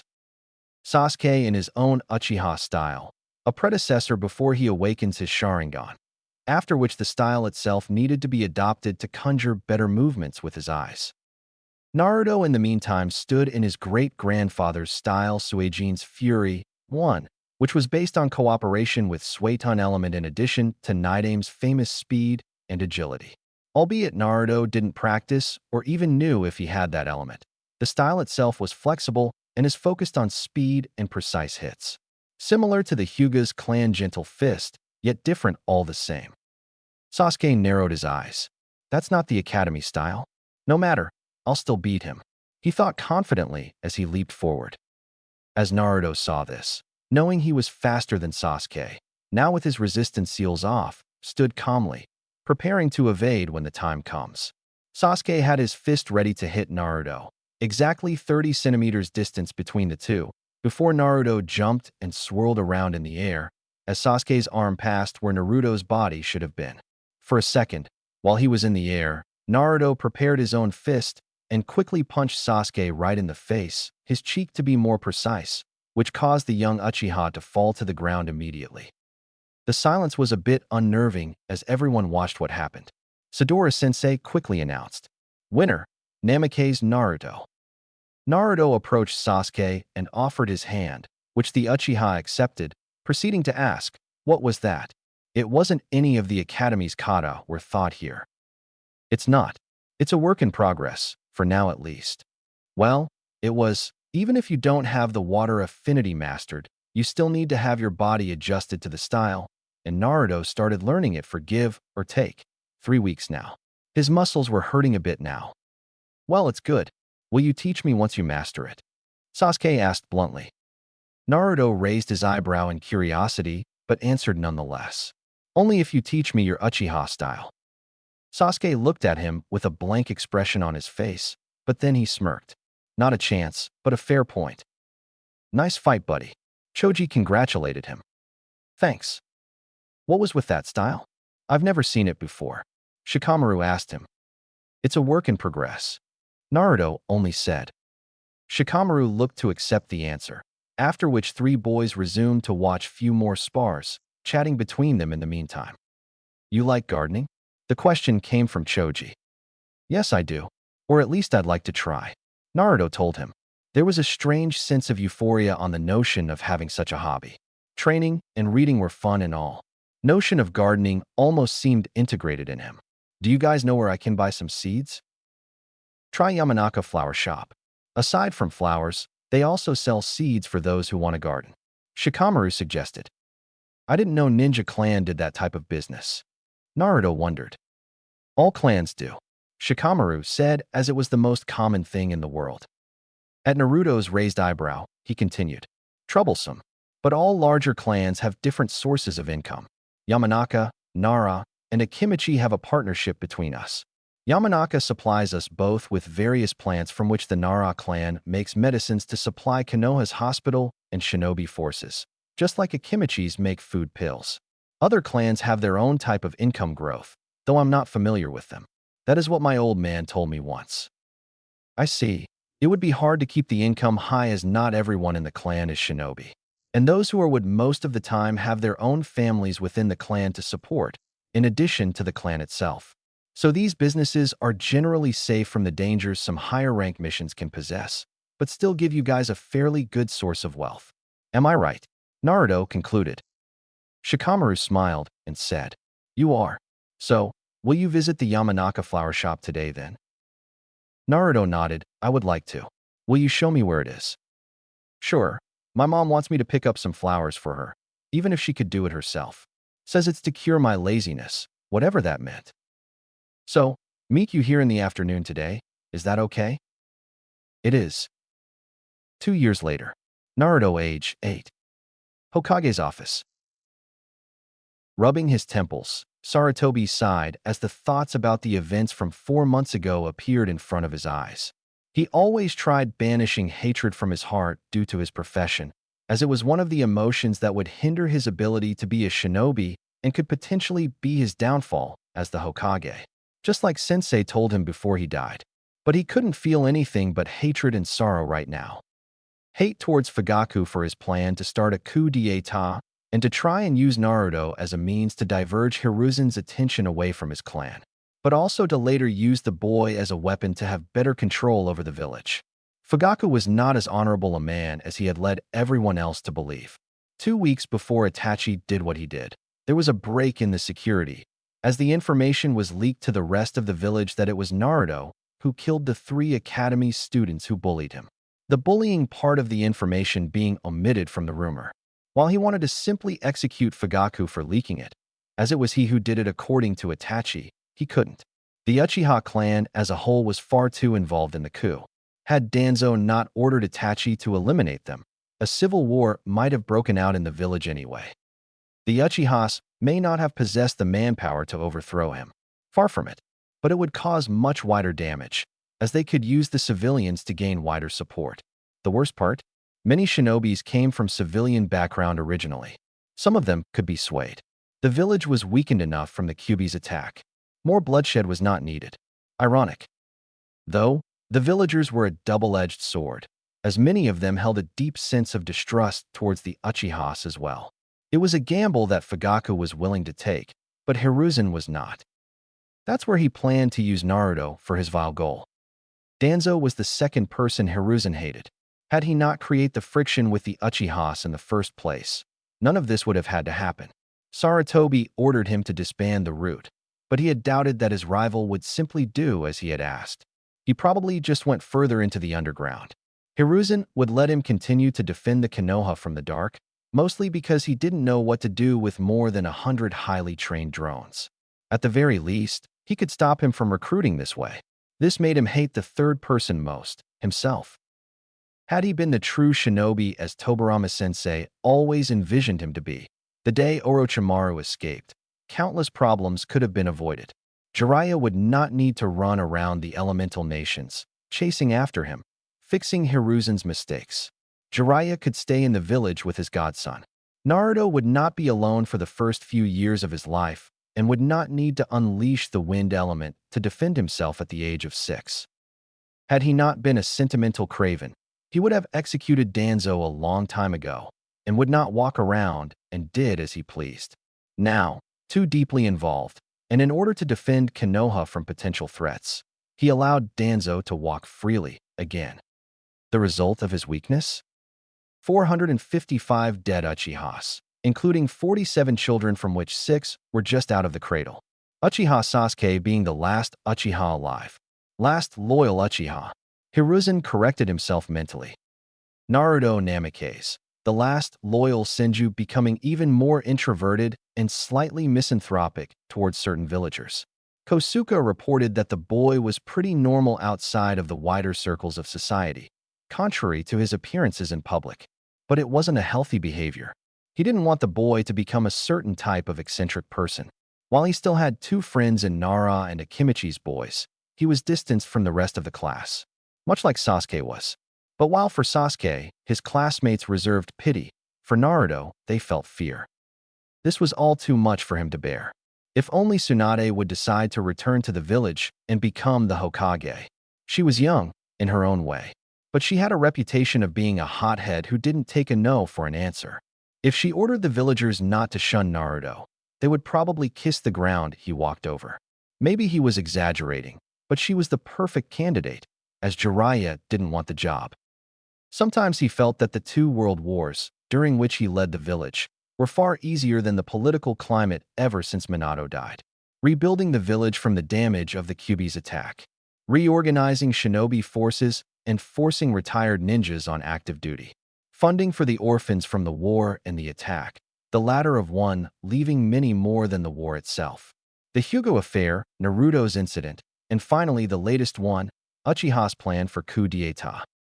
If only Jiraiya was here right now. Did you miss me, Sarutobi-sensei? Speak of the devil.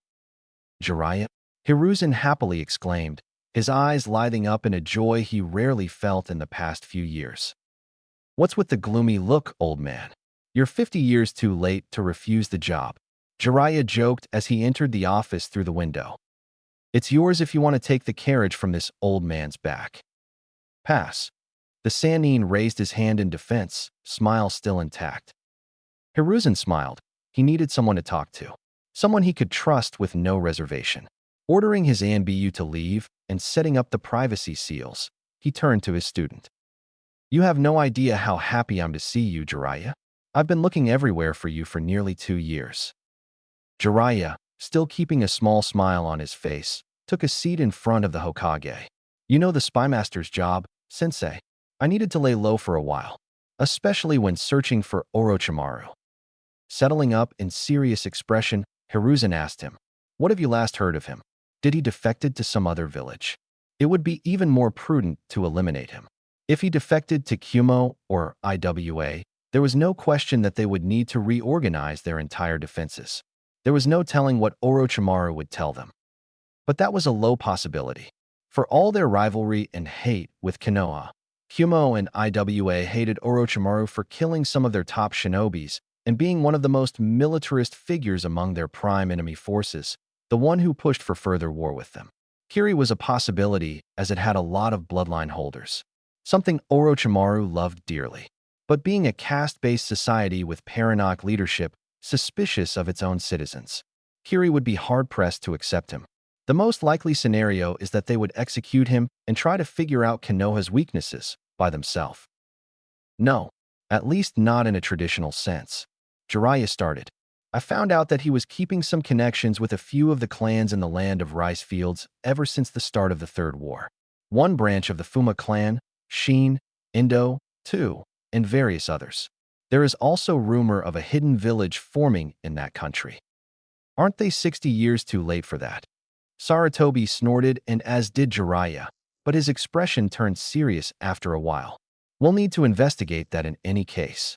If Orochimaru is behind its creation, he will definitely pose an even greater threat to us in the future. A new hidden village that borders us is a potential threat, especially if Orochimaru is behind it. We've never had good relations with those clans. There is more, Sensei, Jiraiya said after a small pause.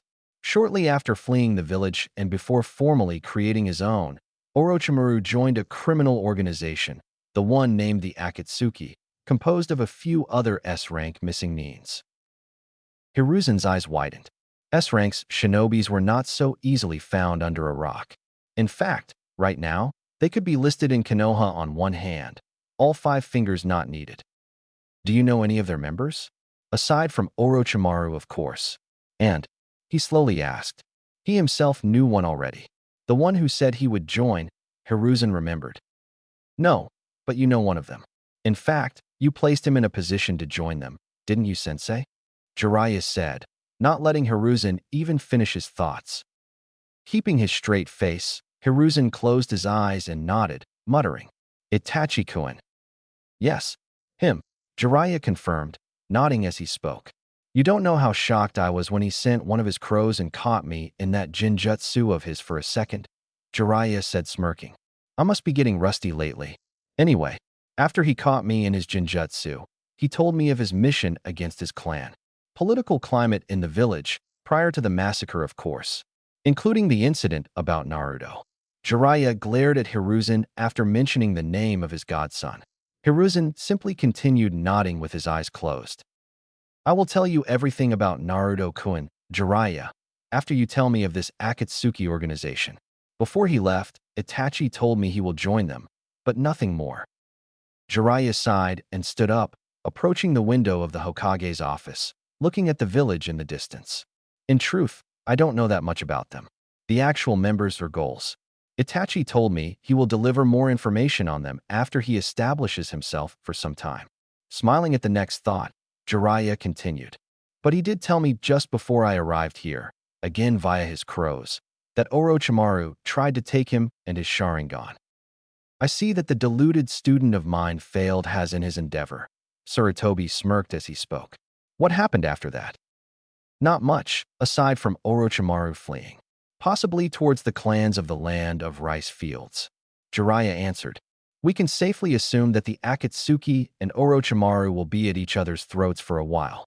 Initially, I wanted to suggest you send a few teams and investigate those clans. But if the rice daimyo has given him asylum and word gets out we're having incursions into a country that is not in any sort of alliance or agreement with the Land of Fire, it could cause an international incident, worse, a new world war. It would be best if I go there and try to investigate it myself. Indeed, Saratobi said. I know that the Fire Daimyo would support us if it got to that. He always did, ever since he ascended to his position. But I don't want to abuse his fondness of us. If we did send a few platoons, the Rice Daimyo could call upon other neighboring countries and make it like we're invading them for more land, where we would be drawn to war with other smaller villages. I have no fear that we would beat them, but it could potentially weaken us and give more leverage to either Kumo or IWA to take the chance and act against us. I don't want another episode of the Hugo affair. One was more than enough. The last words were spoken by Saratobi with gritted teeth. After lighting his pipe, inhaling and exhaling some smoke, Saratobi spoke. Officially, we will do nothing but watch, for now, that is. With all that has happened in the last few years, there is nothing more we can do. You, on the other hand, should try to find out as much as you can. Jiraiya nodded. I'll keep my eyes open on this small war between the Akatsuki and Orochimaru. If they end up destroying each other in the process, good for us. One of them should be weakened by the end. We could use that. Saratobi grunted in affirmation. Now, tell me about these incidents with Naruto, Jiraiya said with a serious expression, taking his seat once again. Saratobi waited for a few moments before replying. Very well. For the duration of the following half hour, Jiraiya listened to everything that Hiruzen has told him. From the first time Naruto had unintentionally used the wind element, to his time at the academy.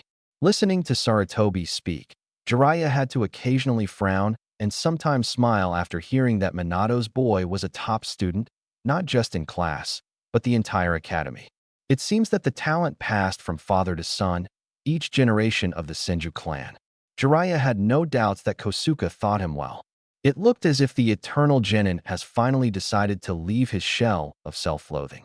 It especially pleased him when he heard that Naruto was friends with the heirs of Nara and Akimichi clans, even after the truth about the incident was revealed to the public. Shikaku and Choza had good sons to lead their families one day. Even if Minato's boy was a bit introverted, according to what Sensei said, he was highly intelligent. He hoped that Naruto could see the reason for his prolonged absence. He should be at the academy now, right? Jiraiya asked after hearing the full story. Yes, they're having a taijutsu class right now, if I'm not mistaken. Well, I'm going to watch it. Sarutobi raised his right eyebrow. No research right away. That's unusual. He smirked. Some other time, Sensei. This is my priority now, Jiraiya said, smiling, but in a serious tone. At the academy's training ground. Hatano Onagi against Namikaze Naruto. Begin, Sadora-sensei announced after pairing them together for taijutsu spar. Onagi stood at his side of the sparring field, looking at the Naruto with fear in his eyes. Why the hell was he paired with him? For the first year and a half of the academy, Onagi didn't think much of Naruto aside from being good at everything he did. Good didn't do him justice. Naruto was best at everything. Shuriken and kunai throwing? He'll hit every target he was told. Geography? He'll tell you about the types of trees that grow in the land of waterfalls. History? He'll tell you about the battle Naidame Hokage had with the Kinkaku unit, like he was there himself. The most disturbing part about him was the story about the incident that happened 2 years ago.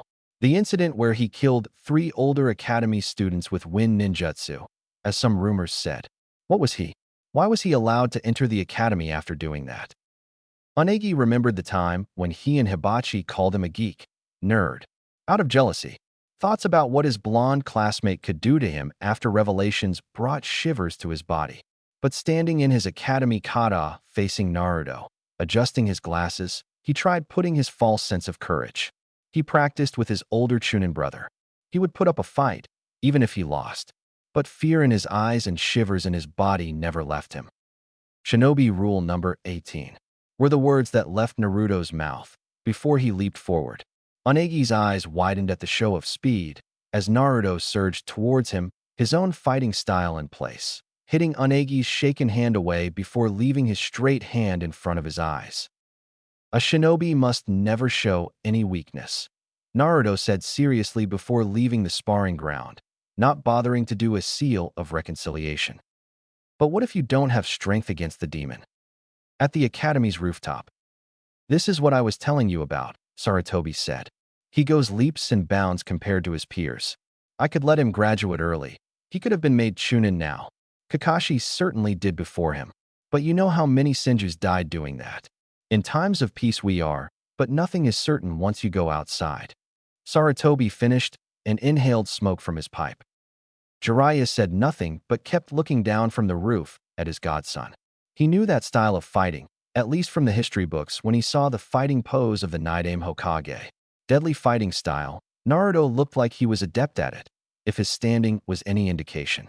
He hoped his godson would open up to him, even if he failed him as a godfather for most of his life. You can talk to him after classes. For now, let's go and eat something, Sarutobi suggested. And I want you to tell me if you found anything new about Tsunade. After the academy's classes. See you tomorrow. Later, Shikamaru told him after departing from the academy and going in his own direction. Naruto continued on his way home. Uncle Kosuke had an entire free week, so he could help him further his water elemental manipulation. For now, he was at the second stage of the said manipulation, while the wind would come later on. He found out that he had an extremely strong affinity for the water, in addition to an equally strong affinity to the wind. Offensive and defensive element. His clan's library said that if one could master the wind to its fullest extent, he could utilize it as a defense as well. The water could suit as offensive too, although He did not need to master it to the fullest if he wanted to use it that way. Nonetheless, Naruto was adamant in mastering both. Entering through the backyard door to his home, Naruto found Kosuke, the Sandaime Hokage, and a tall white-haired man talking friendly to each other. He looks kind of familiar. Naruto thought before it clicked him. This was Jiraiya of the Sannin, his father's sensei, and of the finest shinobi that Konoha has ever produced. And his godfather on top of that. Now, what would he look for him after 8 years? He would find out anyway. Uncle Kosuke, old man, Naruto called with a small smile on his face. These people never shunned him either for the fox or the incident. Uncle Kosuke was not just his trainer, but a family as well. Old man as well. He would occasionally invite him for lunch at his tower when Kosuke was away for a mission. Jiraiya-sama, Naruto said formally, trying to keep his tone as flat as possible. No need to be formal around me, kid. I'm not the one for it either, Jiraiya said, smiling. Since you already know about Jiraiya here, he wanted to speak to you about some things, Sandaime said a bit awkwardly. Granted, he already told Naruto who his godfather was when he told him about the fox. But some things happened over a period of 2 years. Anyhow, I have something to speak with Kosuke here, so I'll leave you two to talk, Sarutobi said, and, along with Kosuke, left two of them alone. Silence stretched between them, and it obviously became unbearable for Jiraiya. So, I guess since you already know who I am, there is no need for an introduction. He said sheepishly. Let's go inside, Naruto said, leading Jiraiya to the part of the house that was not covered in seals. As they walked in silence, Jiraiya looked around the house, memories of walking through it with Minato, sometimes, when he was at the village, sleeping here. Minato always invited him in. The man was like a son to him. Hopefully, Naruto would let him into his life as well. After a short walk, they arrived in the living room. Naruto motioned for Jiraiya to sit at the nearby furniture, while he himself sat on another.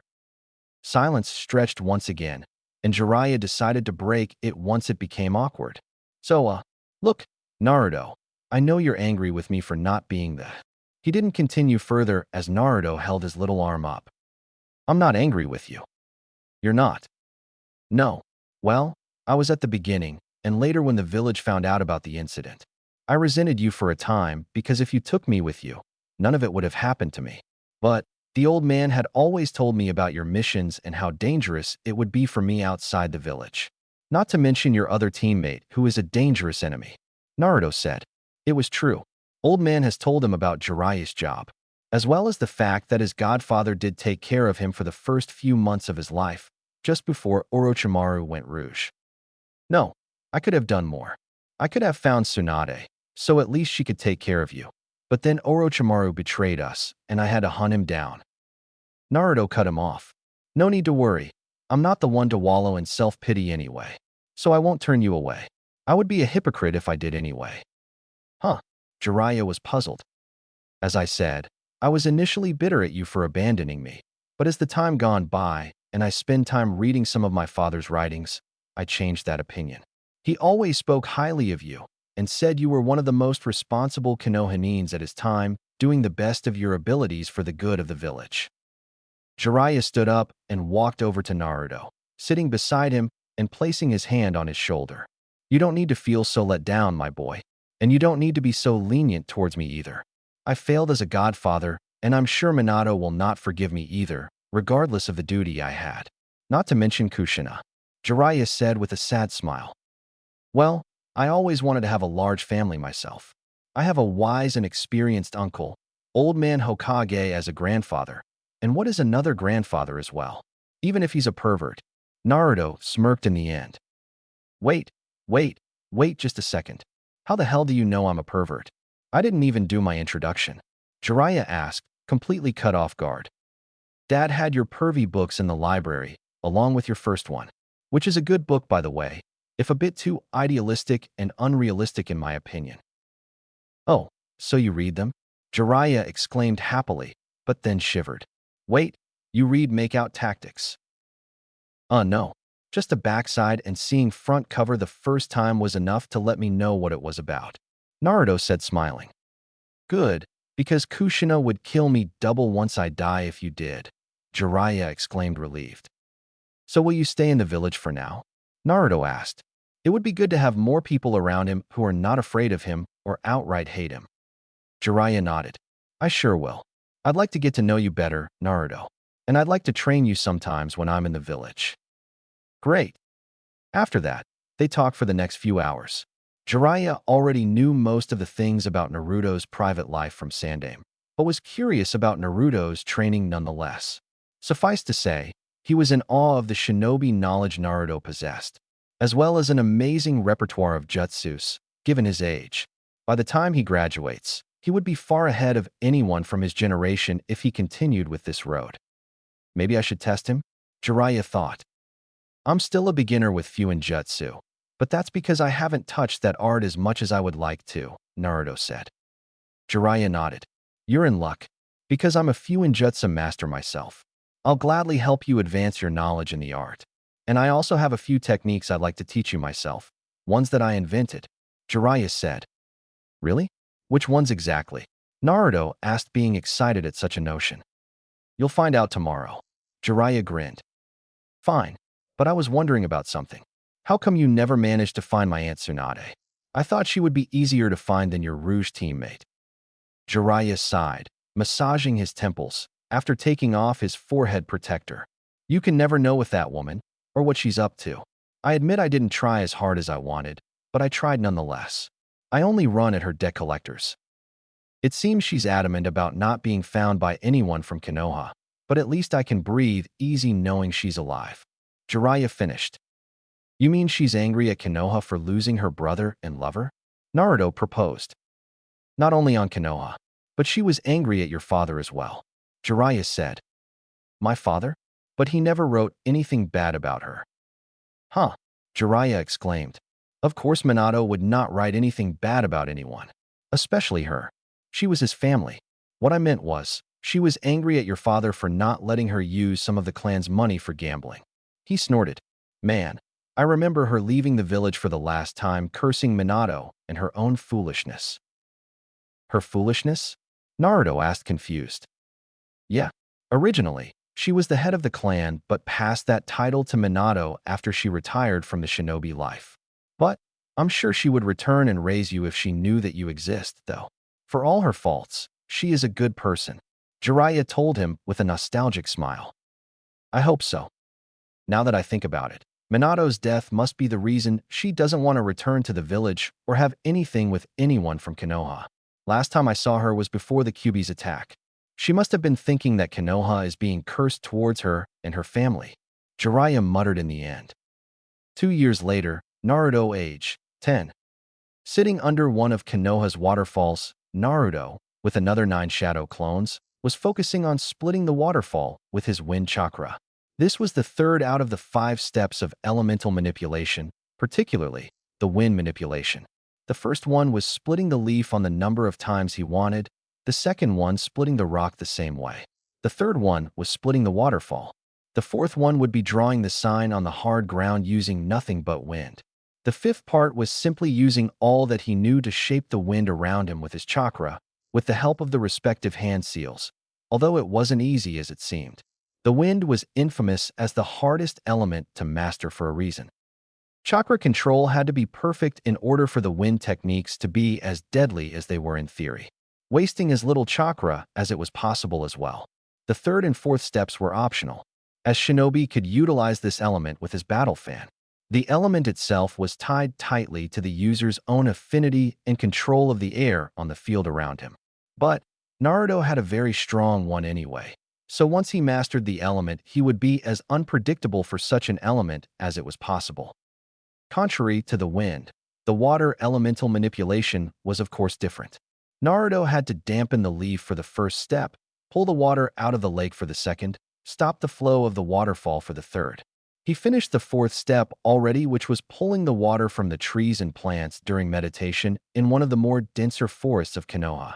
Fifth step, he would finish after the fourth step of wind manipulation.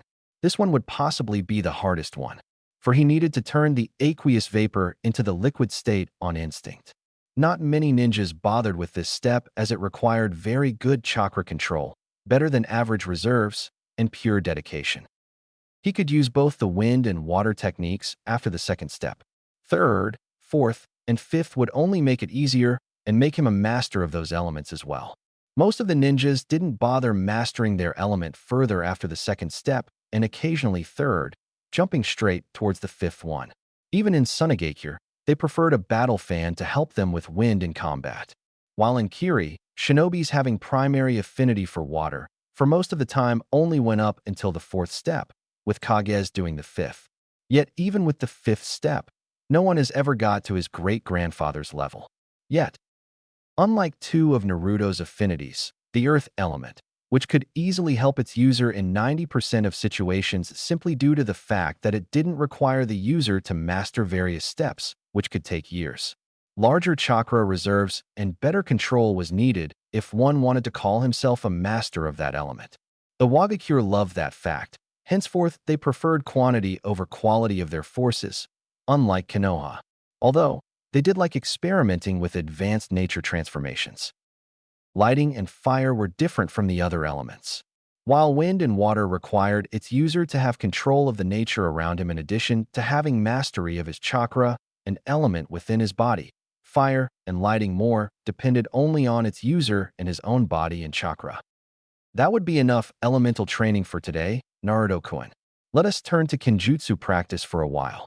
Kosuke called him out from his elemental training. While not adept at various Kenjutsu styles the Senju clan practiced, Kosuke was quick to correct Naruto's posture whenever he made some visible mistake. He was a master at Konoha-ryu and its substyles, Konoha's most famous Kenjutsu school. For the next half hour, they engaged in the spar, with Kosuke being better than Naruto, but it was expected anyway. Very good, Naruto-kun. Dare I say, you will surpass me in the near future. Kosuke complimented with one of his traditional smiles. Naruto grinned. Can we go for taijutsu next? This was part where Naruto would soon enough surpass Kosuke, mostly due to his speed and youth. Still, Kosuke was no pushover at his old age. That would go on for the next few hours before the evening, with Naruto and Kosuke sparring in various shinobi arts, like every other day. As he had tomorrow day free from the academy, Naruto would spend time in his clan's secret library reading whatever came to his hand. Bidding goodbye to Kosuke, Naruto went on his way towards his home. For the past 4 years, ever since he found the room, Naruto was influenced by the writings of his ancestors, but most of all, his great-grandfather, Senju Tobarama. Despite his pragmatic nature, which he claimed to have possessed, and as history books have described him, Tobarama was very antagonistic and biased in his view towards the certain villages, particularly Kumo and Iwa. It was funny to Naruto because those two fought against Konoha in every war, with the former one influencing Nidaime more than anything, with particular theft that would later help the formation of Kumogakure, and 2 brothers who were responsible for it. As he sat in the library, he took a book titled History of the Sage's Blood and Divergence from its main lines, written by none other than Senju Tobarama. Naruto read the first 7 chapters already. They described the history and formation of both the Senju and the Uchiha clans, their diplomatic relations with their various customers, to their influence on the development of the shinobi world and other clans, but from Tobarama's point of view. The book was written from the time of the ending of the Warring States period to the time when he became the second Hokage. The 2 clans apparently descended from the 2 brothers who were sons of the legendary sage of 6 paths. His name was nowhere mentioned, but the name of one of his sons was Azura. 2. Tobarama reasoned that the name of the sage was lost due to the destruction of certain documents and papers, similarly to the name of the Uchiha clan's progenitor. To fill the gap between the information that was not available, Tobarama would present some of his own theories regarding their origins. But aside from the Senju and the Uchihas, there were an offshoots of both clans, with one of them claiming to possess the blood of both, the Hagoromo clan. Naruto started reading the chapter that described that clan. The Hagoromo clan is an offshoot of the Senju clan, or rather one particular Senju man and woman claiming to be part of the Uchiha clan, although there was no evidence to support this claim, aside from the commonly known Hagoromo legend, one where their founder, Senju Hagoromo and woman of the Uchiha clan fell in love and produced 7 children together. I'm not someone to believe that every black-haired and black-eyed woman with a slightly bigger ego than usual is a member of the Uchiha clan. That, however, did not stop the Uchihas from allying with them. From the clan's genealogy that was looted after the attack, I led on them. No evidence was found about intermarriage with either the Uchihas or Hyugas. But there were few shreds of evidence that I found among them that suggest they may have connections to both of those other clans in a rather unorthodox way. Naruto continued reading through the next few pages which described their daily life, founding date, their fighting style, techniques, and political alliances with mission records that were looted from them by Tobirama Senju shortly before the formation of Konoha. Naruto looked up towards one of the bookshelves with various wooden scrolls that had the Hagoromo clan's symbol with the name under it. Records of their missions and other stuff must be there. Naruto remembered. He knew about it already but didn't divulge further until now. He continued reading the rest of their history and battles with Senjus. Reading it, he found out they killed many of his clansmen as they were allied with the Uchihas during the Warring States period. 3. Part that piqued his interest particularly was Tobirama's own theory about their origin from gathered pieces of information after their destruction. A few following sections and paragraphs said, "Many clans possess the bloodlust, or at least claim they do, but many of them use it simply in the thrill of battle, usually conducted with their techniques and styles. Hagoromo clan does that too, but on a far wider and far more savage scale than the others. But even with that, there aren't many clans who do that.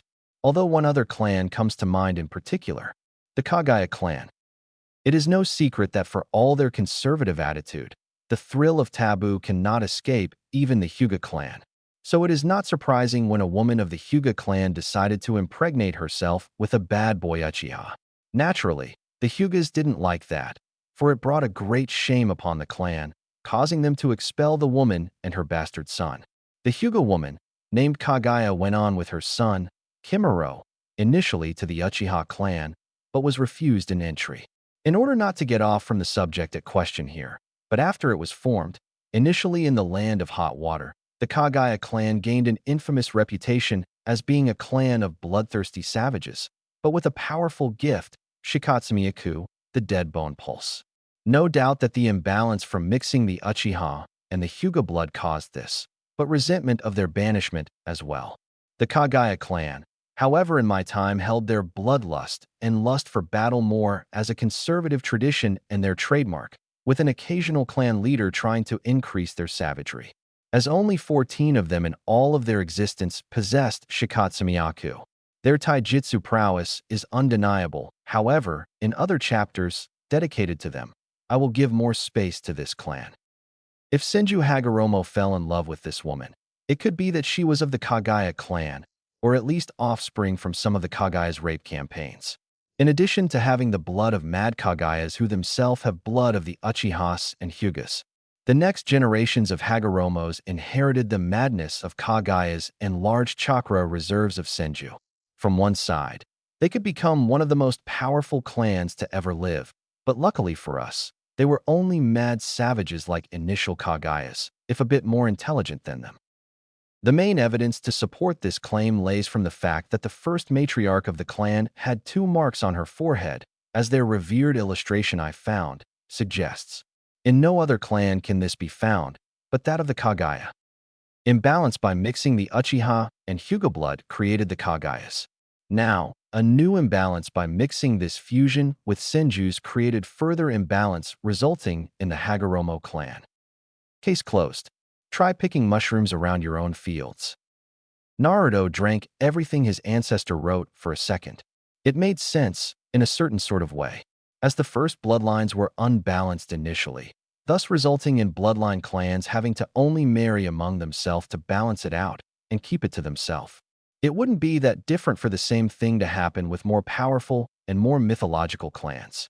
Still, unlike those other clans, it seems that Senjus don't generally need to marry in-clan only, but do need to be careful with whom they marry. Every man must have his own forbidden fruit to avoid, it seems. Try picking mushrooms around your own fields. Naruto had to laugh at his ancestors' advice.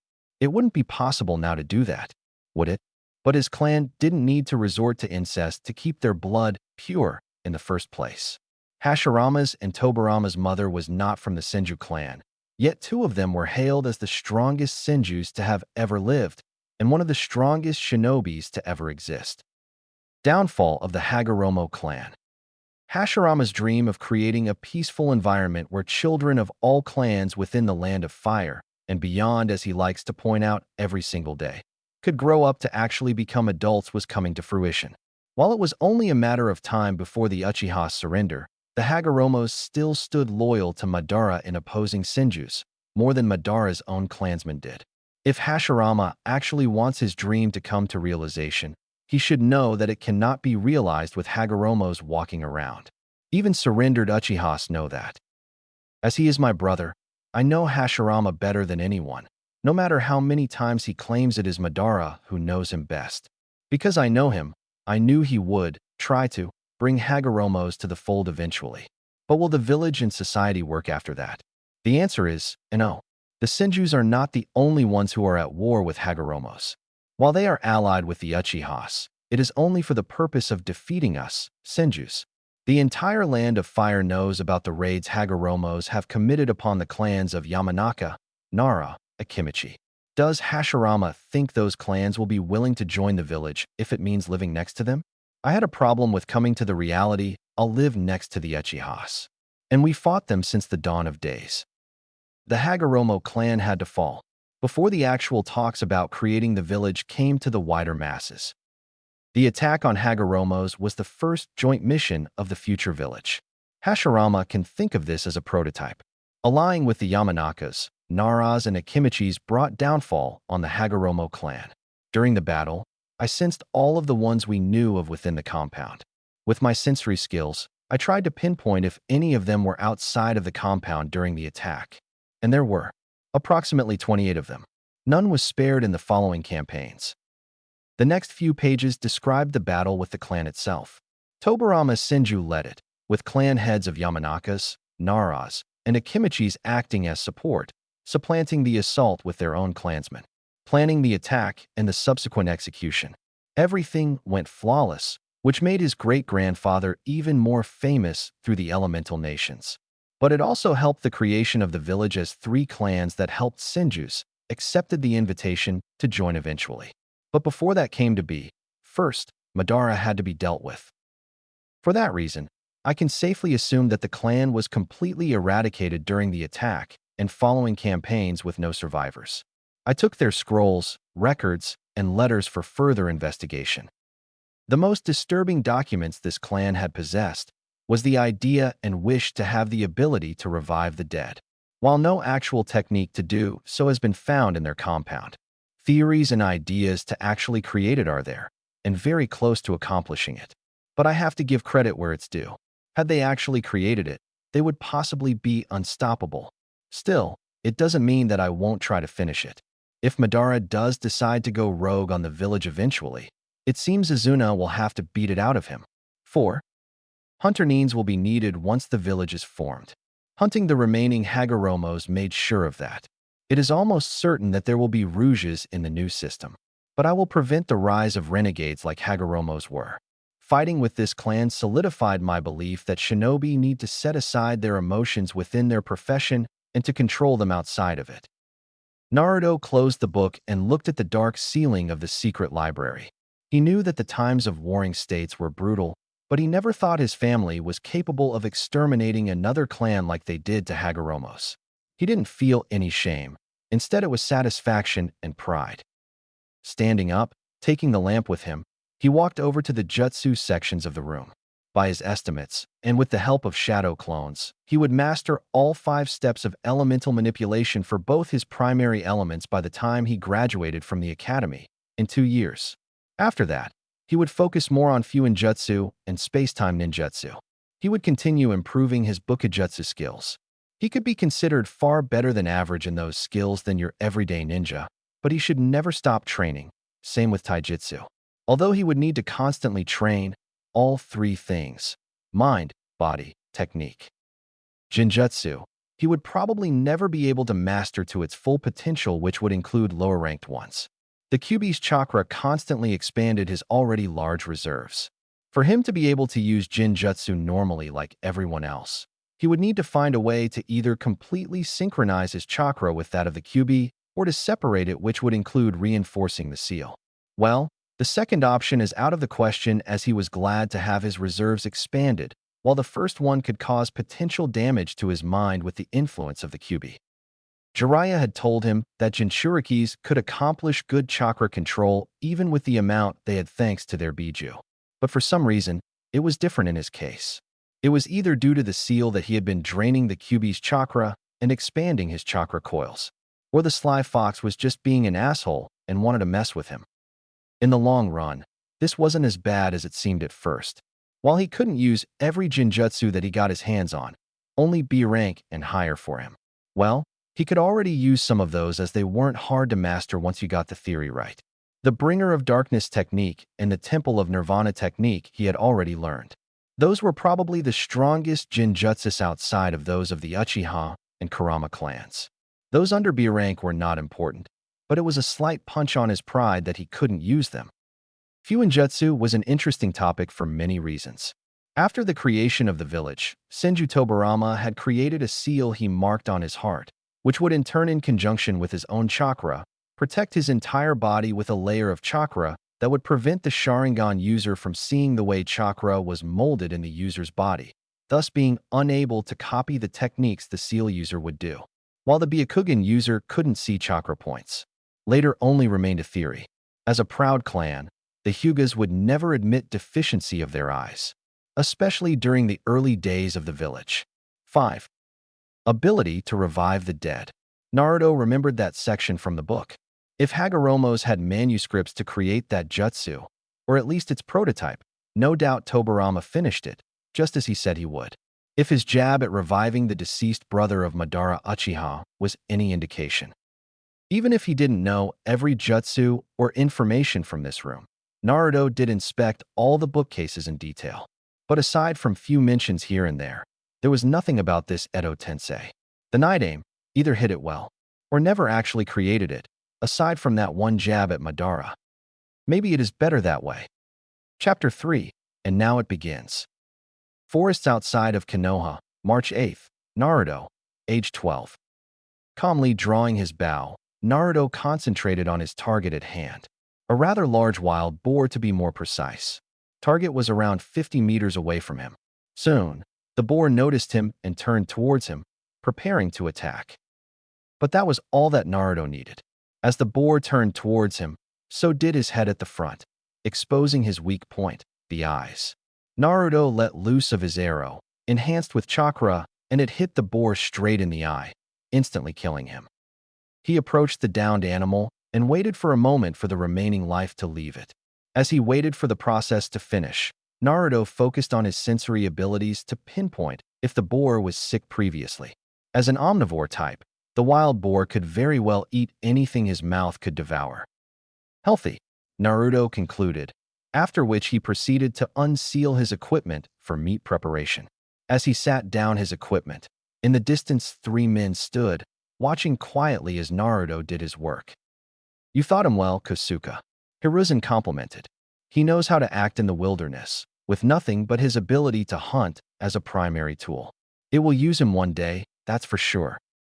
He uses his sensory skills for something like this. I'm amazed. If I ever take him for a training trip, I'll make sure he's the one hunting our meal," Jiraiya commented with a smirk on his face. "You honor me, Hiruzen, Jiraiya-kun," Kosuke said. "But all I did was point Naruto-kun in the right direction, just like with his shinobi training. You are being too humble, old friend. Naruto-kun would not be the person he is today if you didn't guide him," Hiruzen told him. "He became good shinobi, but more importantly, he became a good man." He smiled. "We'll fully test him later on. Let's go and see how he's doing," Jiraiya suggested. With Naruto . Skinning and cleaning the boar was not a pleasant task, but it was a fulfilling one. The meat was delicious, especially when grilled. The boar this big will no doubt taste great once he was prepared. While he was slicing the now shaved skin of the boar, one of his other clones was preparing the fire. Another one was helping him, and the last one was storing the separated meat for later use. If he periodically ate this, it could last him for nearly 1 year. He hunted wild boars before, but they were much smaller than this one. Something smells really delicious here. Voice of his godfather trailed in the distance. You could at least help. It would be ready much faster. Naruto pretended to be annoyed. The division of labor was a key to a successful economy. Preparing a dinner from a beast this large was no exception. Not a chance, Jiraiya said. This is part of your test after all. What kind of tutors we would be if we helped you now? No need to act all smart with me, Uncle Jiraiya. I know it's a test, said the smirking Naruto. In the meantime, Jiraiya just pouted, while Hiruzen and Kosuke watched in amusement. For all his serious attitude, Naruto was more relaxed with them, especially Jiraiya. As Jiraiya said, we will test all that you have learned until now, Naruto-kun. But first, let's eat, Hiruzen said. As they ate, four men talked about various things, from their battles and missions during the 3 wars, to even Jiraiya's books. Hiruzen and Jiraiya at least did.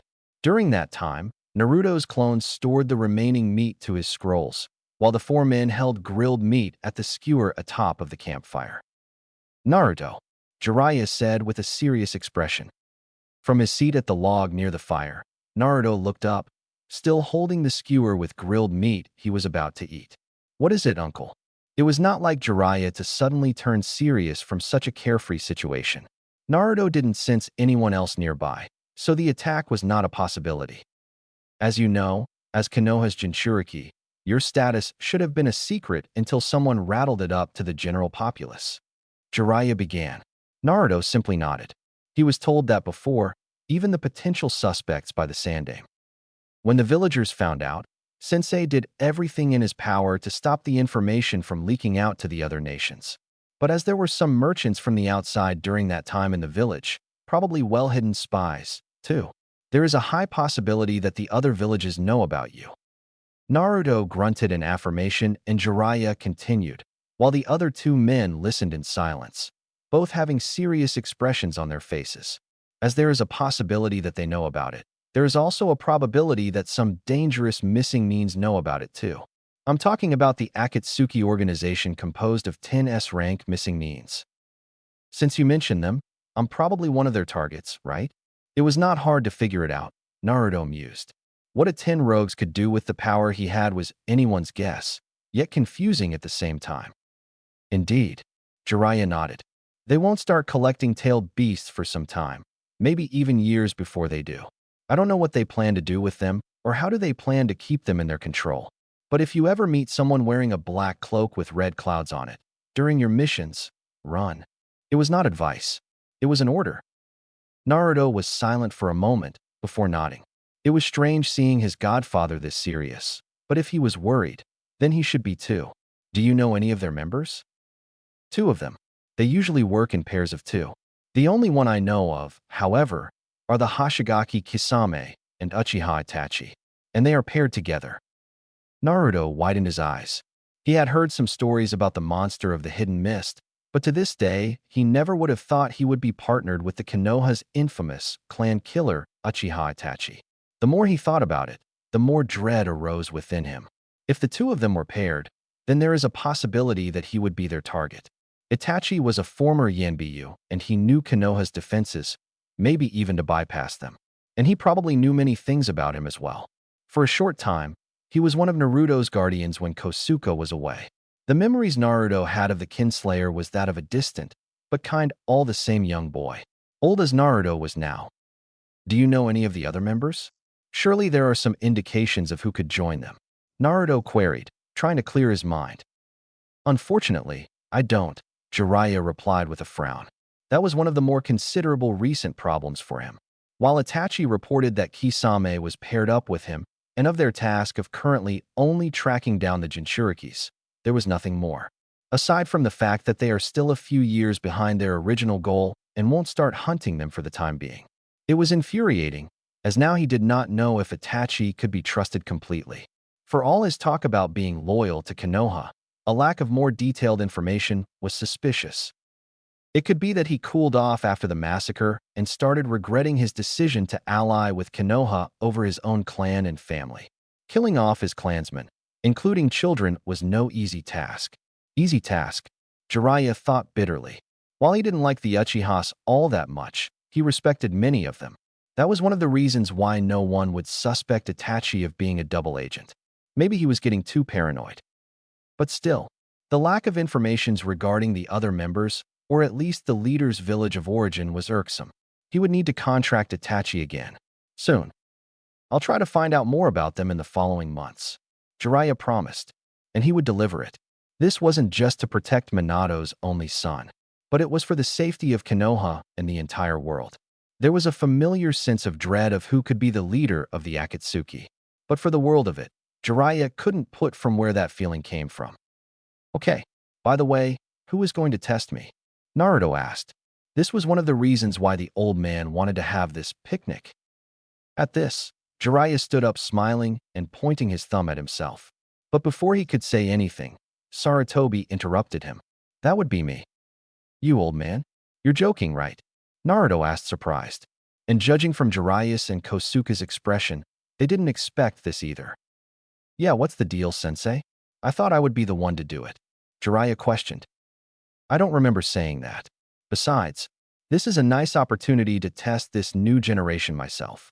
It is up to Naruto and his peers to carry on the will of fire one day after all, said the smiling Hiruzen. Very well then. Naruto conceded. Hiruzen nodded and took off his Hokage's robes, revealing his battle armor.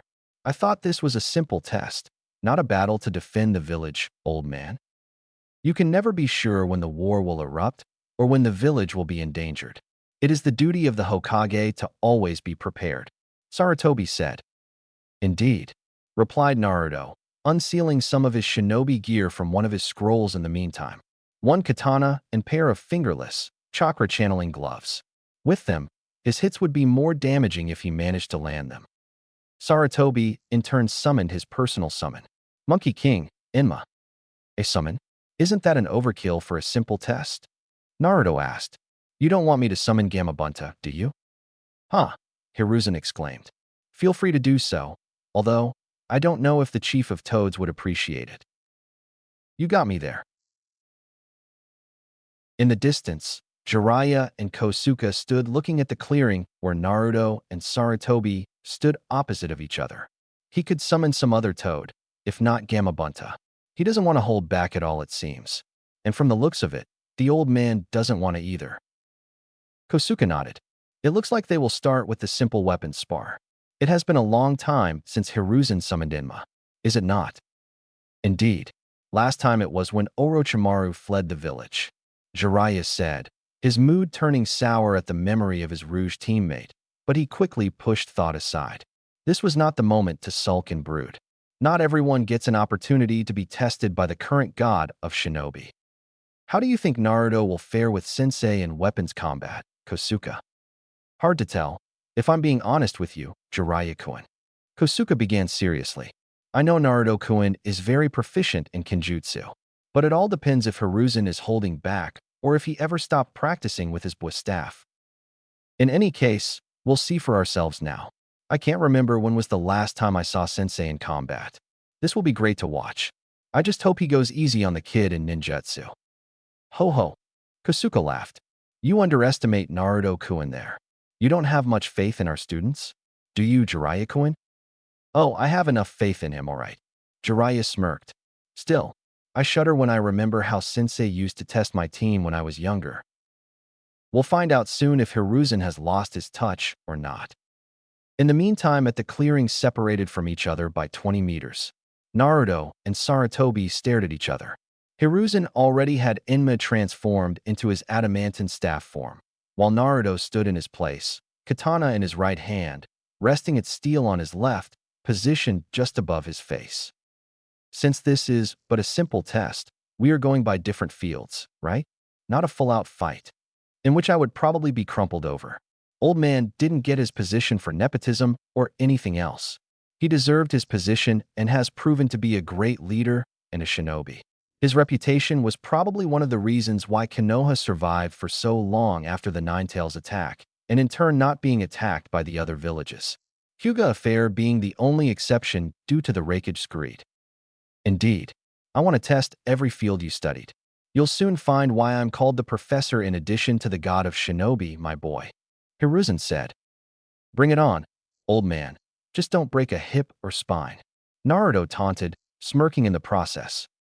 Picking on the elderly, huh? Saratobi replied. Let's show him why our generation shouldn't be underestimated, Inma.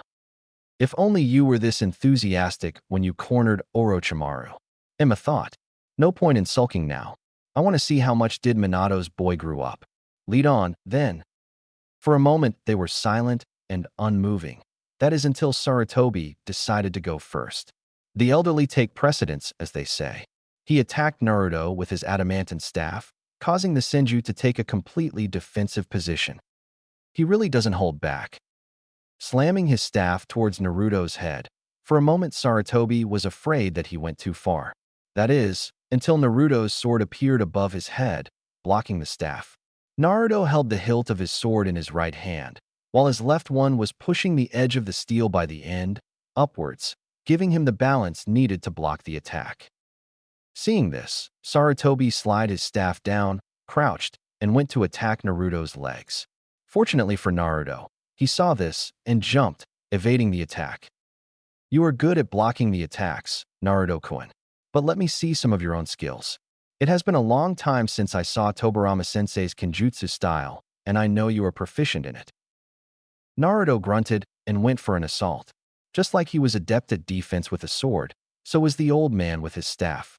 Attack went for a minute or so until Sandaime smiled and went for his own attack. He is good.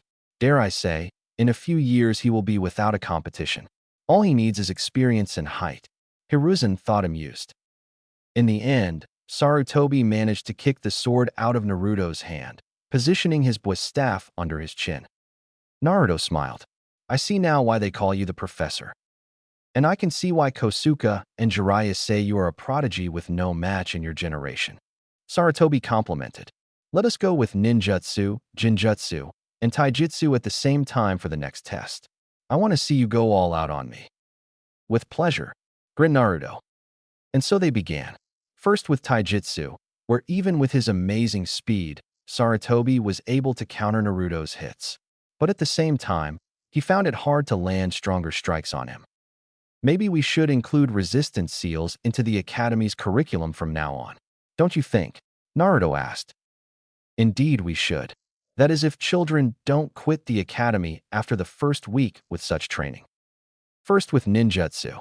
Naruto thought as he went through the few hand seals and exclaimed. Wind style, drilling air bullet. Inhaling the air into his stomach, then pounding it, and sending the cannon-like air towards Hiruzen who evaded it. It was followed by the 3 additional attacks which Hiruzen managed to evade as well. Attacks themselves ended up hitting the small rock hill behind the Sandaime, causing the small crack holes to appear in it. Hiruzen didn't waste his time waiting for Naruto to attack again. So he went through his own hand seals, exhaling. Fire style, fire dragon flame bullet. His dragon made of fire flew quickly towards Naruto, and for a moment, Saratobi was again afraid that he went too far. That is, until he saw the defensive barrier of water surrounding Naruto. Just like Tobirama-sensei, Hiruzen thought nostalgically. Naruto made one shadow clone after the fire attack, while Hiruzen went for another taijutsu attack until darkness started surrounding him. Sensei's Infinite Darkness Jinjutsu. 1. Jinjutsu, Bringer of Darkness Technique. Naruto's clone muttered as he made a tiger's seal. Naruto himself went for an attack himself while the clone stood at his place. It was much easier to hit the old man now as he couldn't see anything. The infinite darkness was hard even for the Uchihas to escape from. But there was a slight downside of the jutsu. Enemy, if trained well enough, could sense the attacks coming at him, as the Sandaime did just now. He managed to land few minor hits enhanced with his chakra on Naruto, but the darkness still remained. So he left a clone in charge of maintaining the darkness, while he himself went for the attack. Hiruzen concluded. Smart move. He then charged and attacked the clone, dispelling him and the darkness around him. Guess you figured it out. How to break off from the illusion? Naruto asked. You have vast knowledge, my boy. But the knowledge itself is only a puddle without the experience to back it up. You will learn that in time. After that, they went to the spar for another 15 minutes. Before long, the Sandaime placed his kunai under Naruto's neck, smiling and saying, "I win." Naruto could help but grin. The spar was amazing and he conceded defeat. They sat near the fire once more after the fight. Hiruzen wanted to give his own reassessment of Naruto's skills.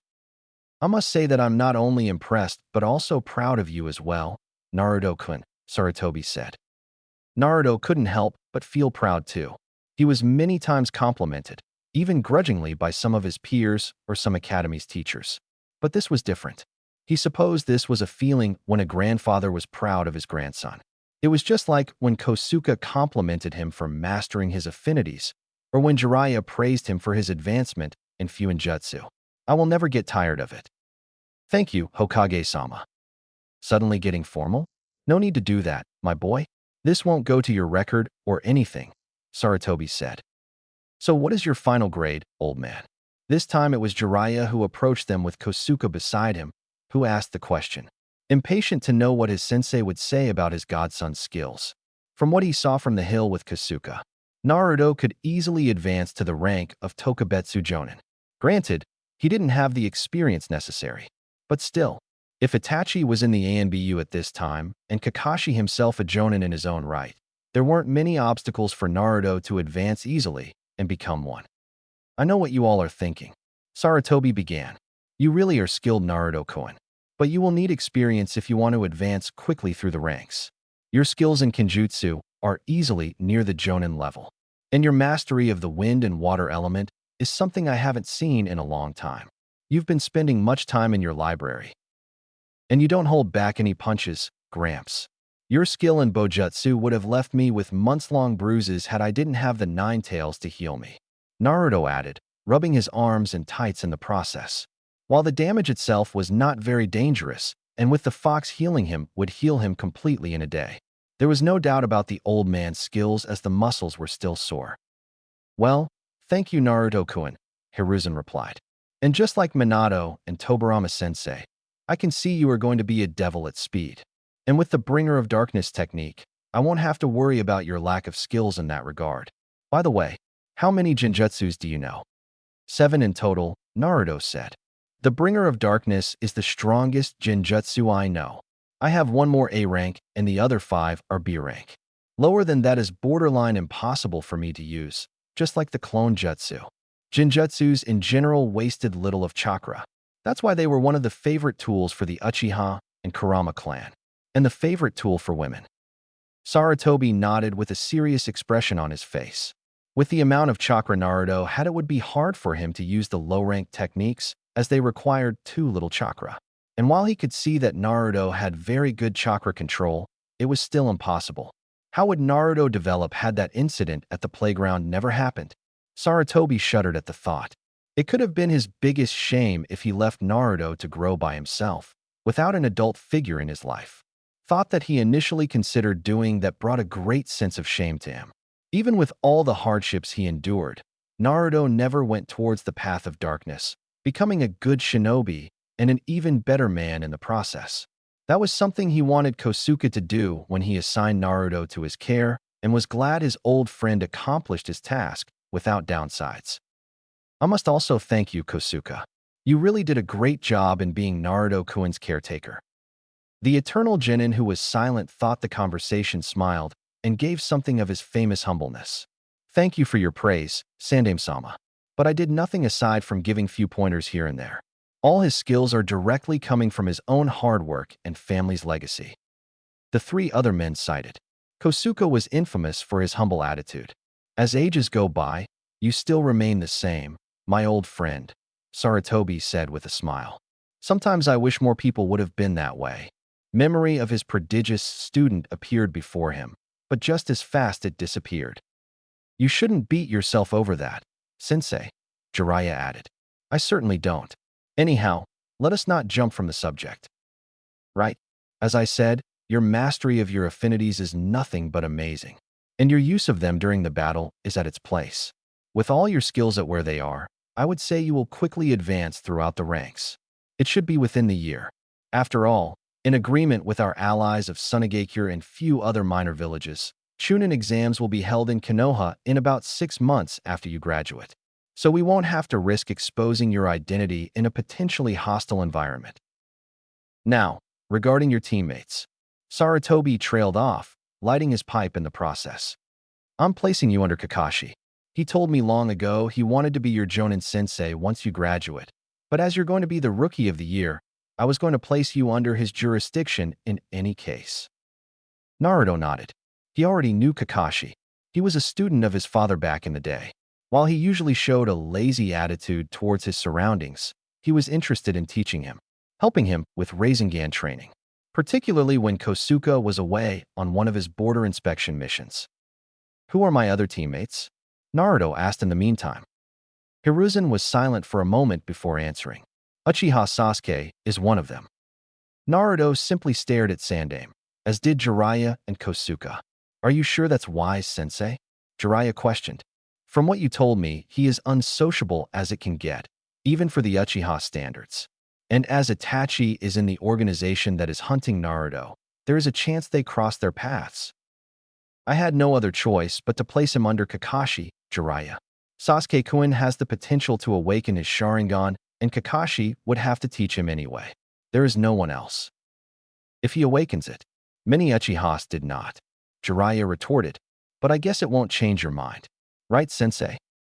It is also for another purpose. At this, the three men looked up towards him. Naruto-kun, I mean no offense, but it is also for your temporary safety. While I know you are strong, it is because of your status. Being Konoha's Jinchuriki, it is up to Kakashi to calm you with his Sharingan if you start losing control of the Nine Tails. Do you understand? Naruto nodded calmly. That will only last while you are Genin, as I have no intention of having Kakashi babysit you all the time. Aside from getting the experience on these missions with your team, you will also need to learn how to cope with the real life of shinobi.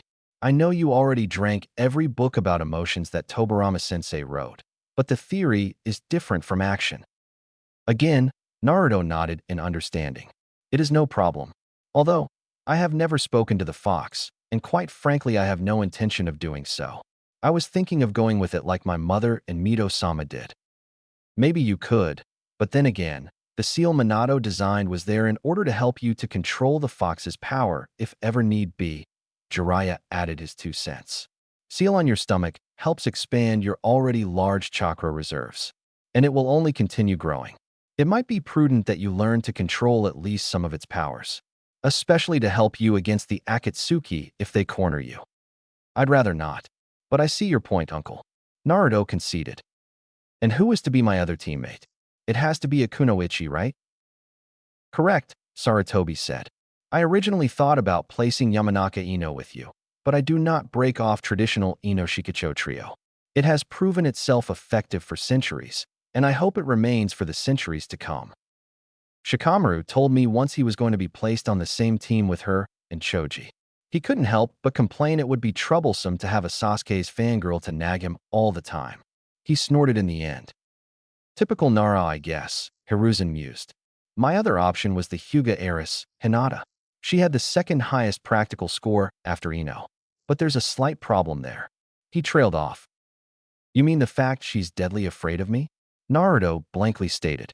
While the rest of his classmates got used to his presence even with all the gossip that ran around the village, Hinata was still frightened of him. For reasons completely unknown to Naruto, but he could guess.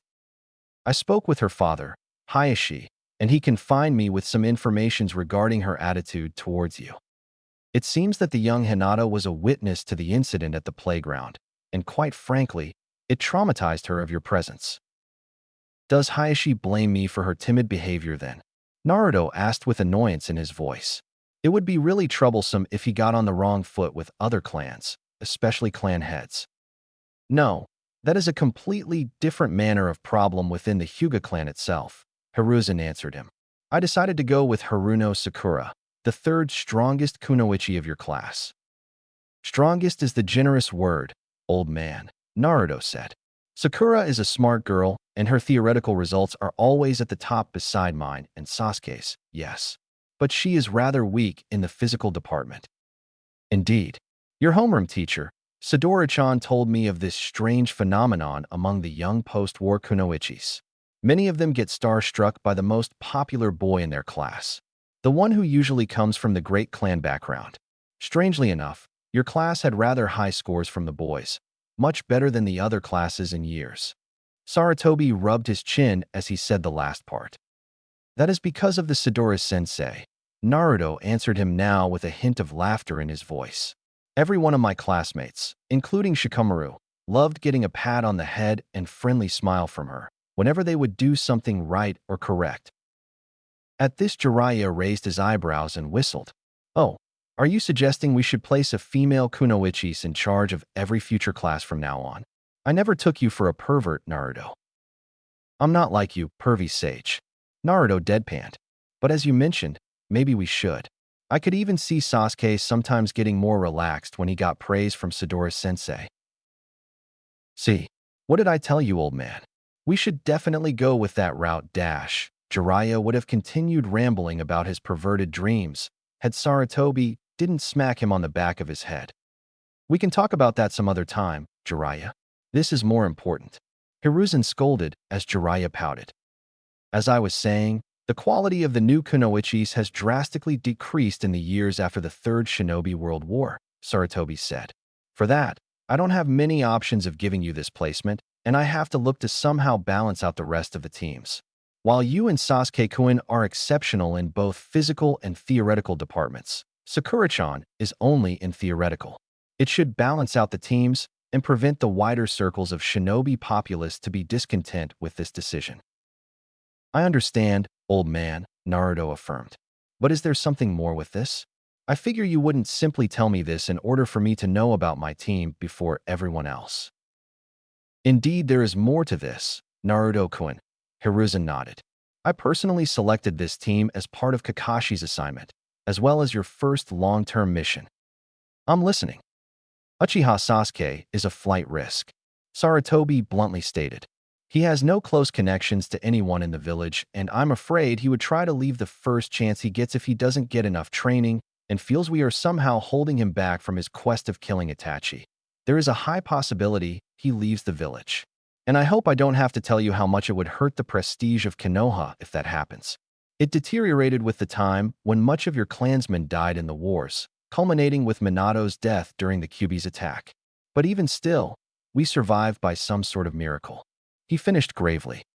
Naruto was silent for a moment, contemplating what the old man told him. While he wasn't a friend with Sasuke, or even a close acquaintance, he did respect him for what he went through. Despite the history of their families, Naruto would not blame Sasuke for the blood he carried in his veins and hoped that Sasuke would do the same. We are similar in more ways than not. And if the legends are true, we share a common ancestor. I accept this mission, Hokage-sama, Naruto said formally. Saratobi smiled, as did the other two men.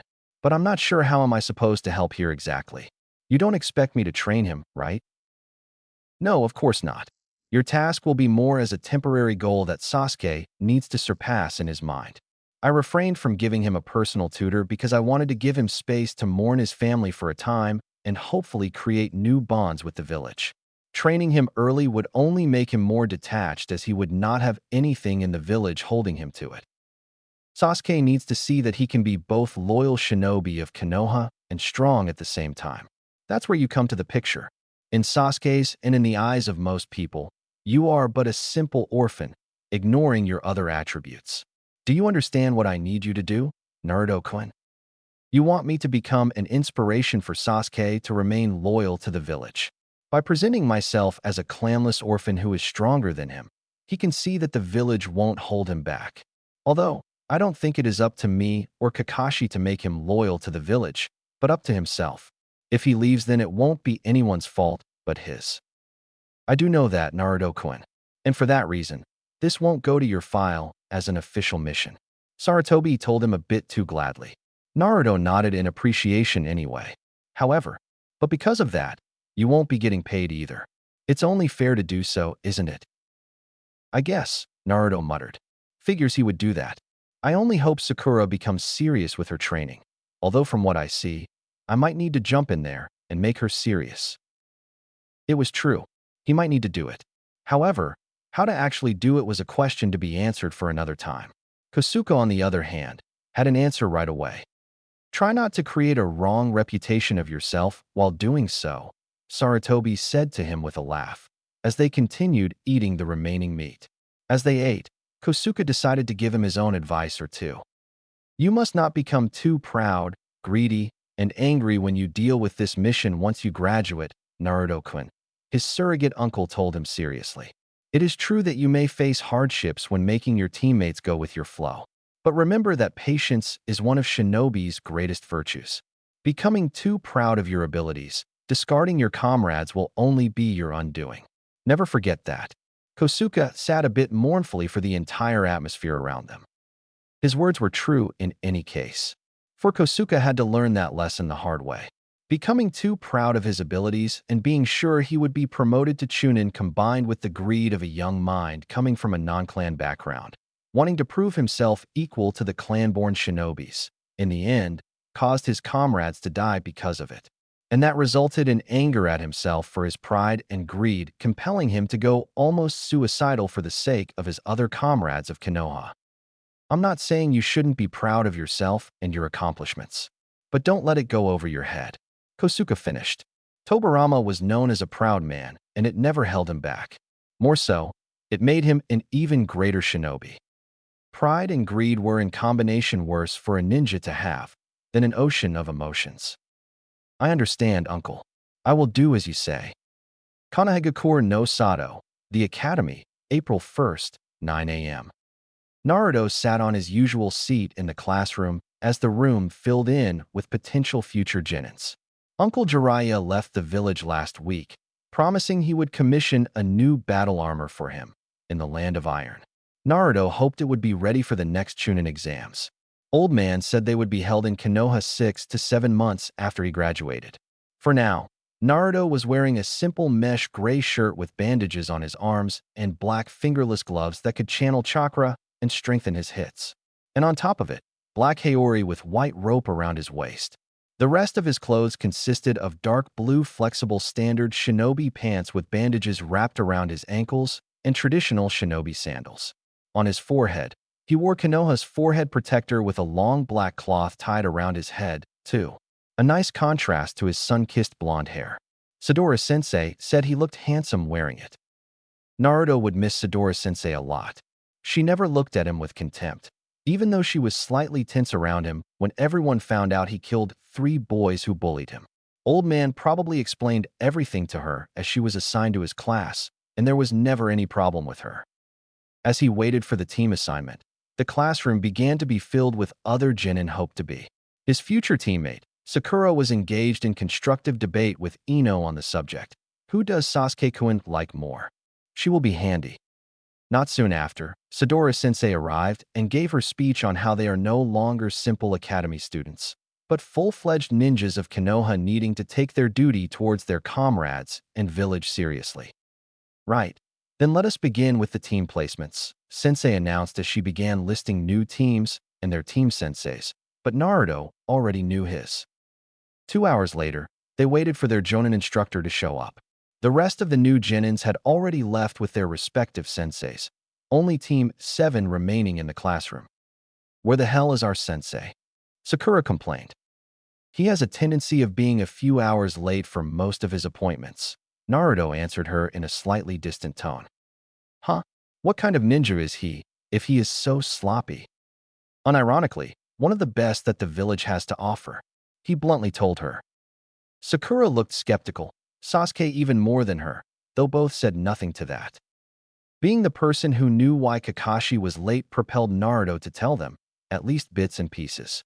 I know him from before, and he really is a great shinobi, so you don't need to worry about him being lame or anything. He has his own way of coping with the life he has and loses he has suffered. He finished with a sad look.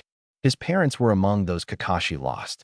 Kakashi knew them better than Naruto ever would, and might even suffer more from their loss than he did.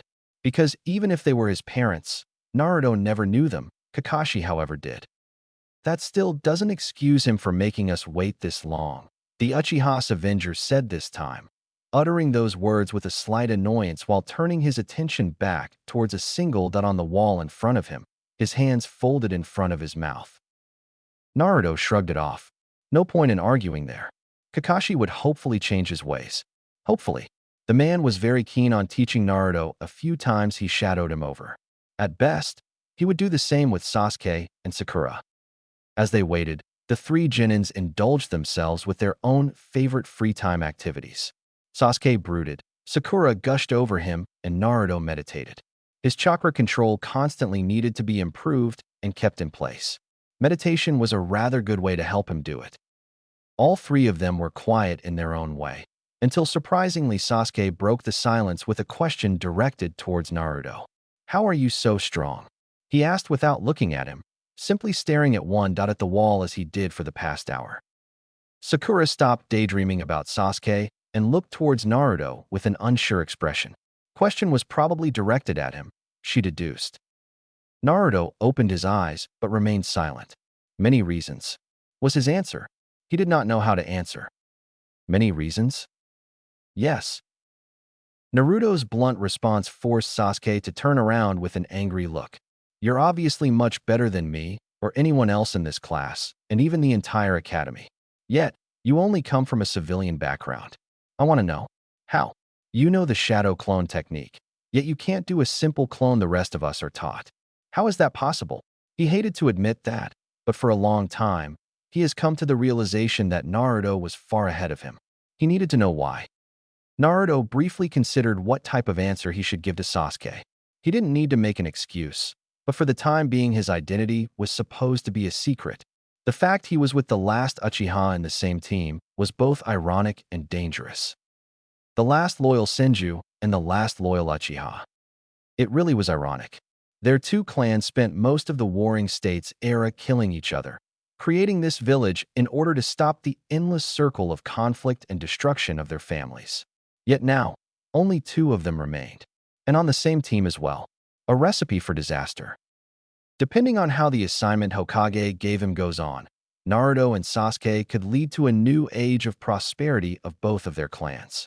Or they could lead the both of them on a path of destruction. While not as prejudiced as his ancestor, Tobirama Senju, Naruto did hold the slight wariness of the clan, of the so-called curse of hatred.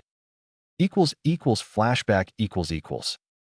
The 10-year-old Naruto sat in the secret room of his clan and read a book about the Uchiha clan and particularly their Sharingan.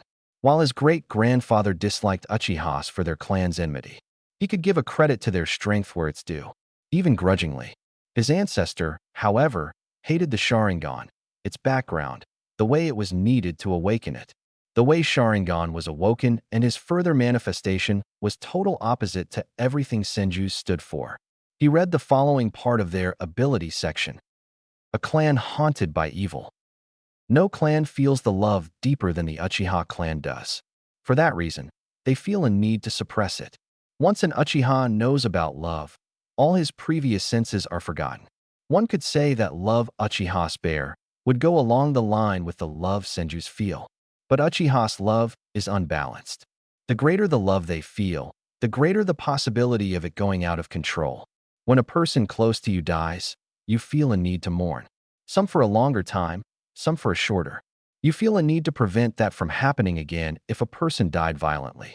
For Uchiha's result of that unbalanced love comes to fruition when that someone close to them dies. When they feel great agony over the loss of someone close, or just deep disappointment in themselves. Chakra in their brain gets released, in turn, reacting to the optic nerves and changes the appearance in the person's eyes. A phenomenon called Sharingan. Eyes that reflect the heart. 3. End of the flashback. The old man said that Sasuke never showed any indications that he had awoken his Sharingan. He probably didn't, but for all intents and purposes, he should have. "There are some things you don't know about me, Sasuke, and it will remain like that for the time being. That is all I will say to you," he finally answered him. Sasuke was silent, but in the end, he accepted his answer and went back to his staring while Naruto went to his meditation, closing his eyes as he did. The atmosphere, however, remained a bit tense. Sakura, curious as she was, decided to ask Naruto a question that bugged her for a long time. Naruto, may I ask you something personal?" At Naruto's raised eyebrow, Sakura proceeded to ask, "Is it true that you killed those 3 academy students And why did you? The question ended quickly, as it seemed Sakura wanted it out of her mouth. Yes, was the only answer that came from Naruto.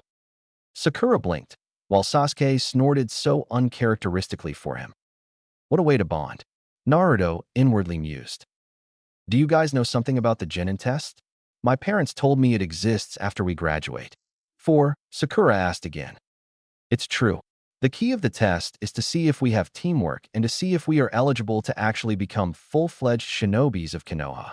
Naruto told her, trying to lift the tense mood. So only teamwork? But that sounds too easy. There has to be something more. It is only that. Any sort of test will probably try to force a disunity among us and see if we actually possess the will of fire. Basically, if we prove we do, we pass. Naruto answered and smiled as he sensed their sensei standing by the door for the duration of this conversation.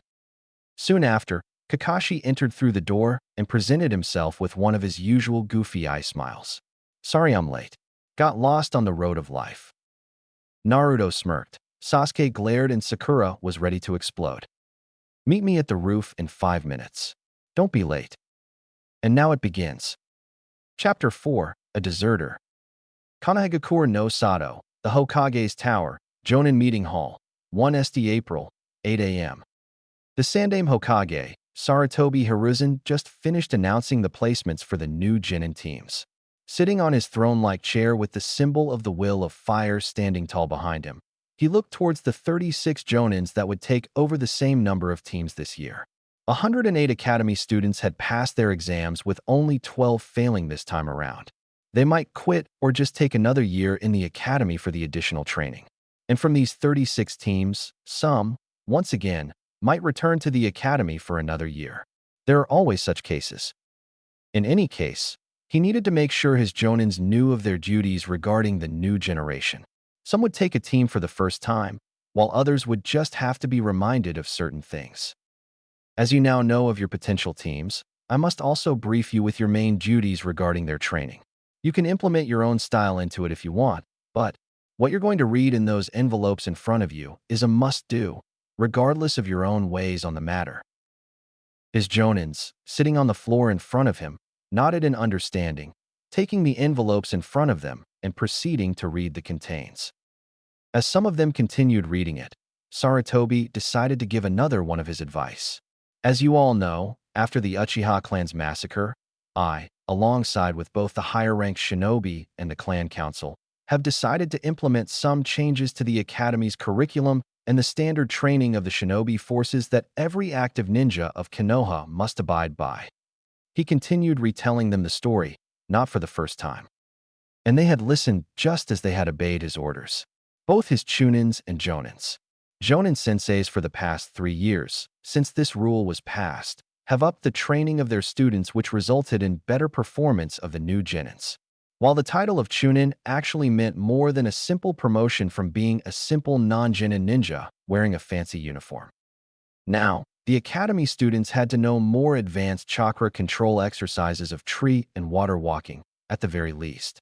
It would save time during their Genin training. Among other things, Sarutobi thought. Sarutobi loathed that the Uchiha clan's massacre had a role in his wake-up call.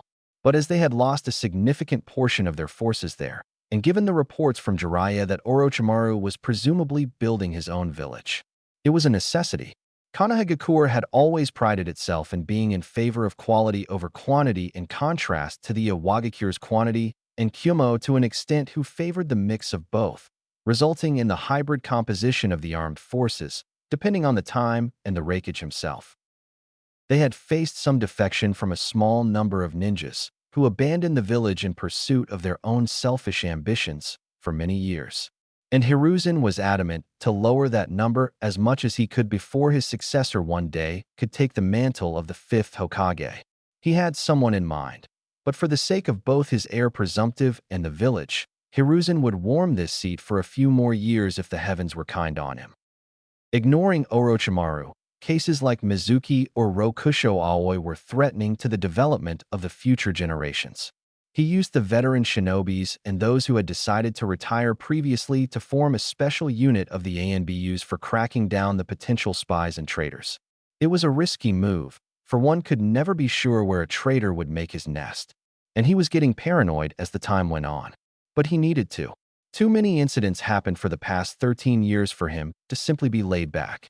Even so, the rooster for the academy's staff had to be under constant surveillance. Mizuki and Aoi were the instructors at the academy, after all. Jinins now had to perform at least a minimum of the training regime required, one that he devised during each day of the training. 1. The starting date of their first mission was also arranged. It was a tradition for the Hokage to wish the new youth a bit of good luck, after all, and it would ease his schedule in the office a bit.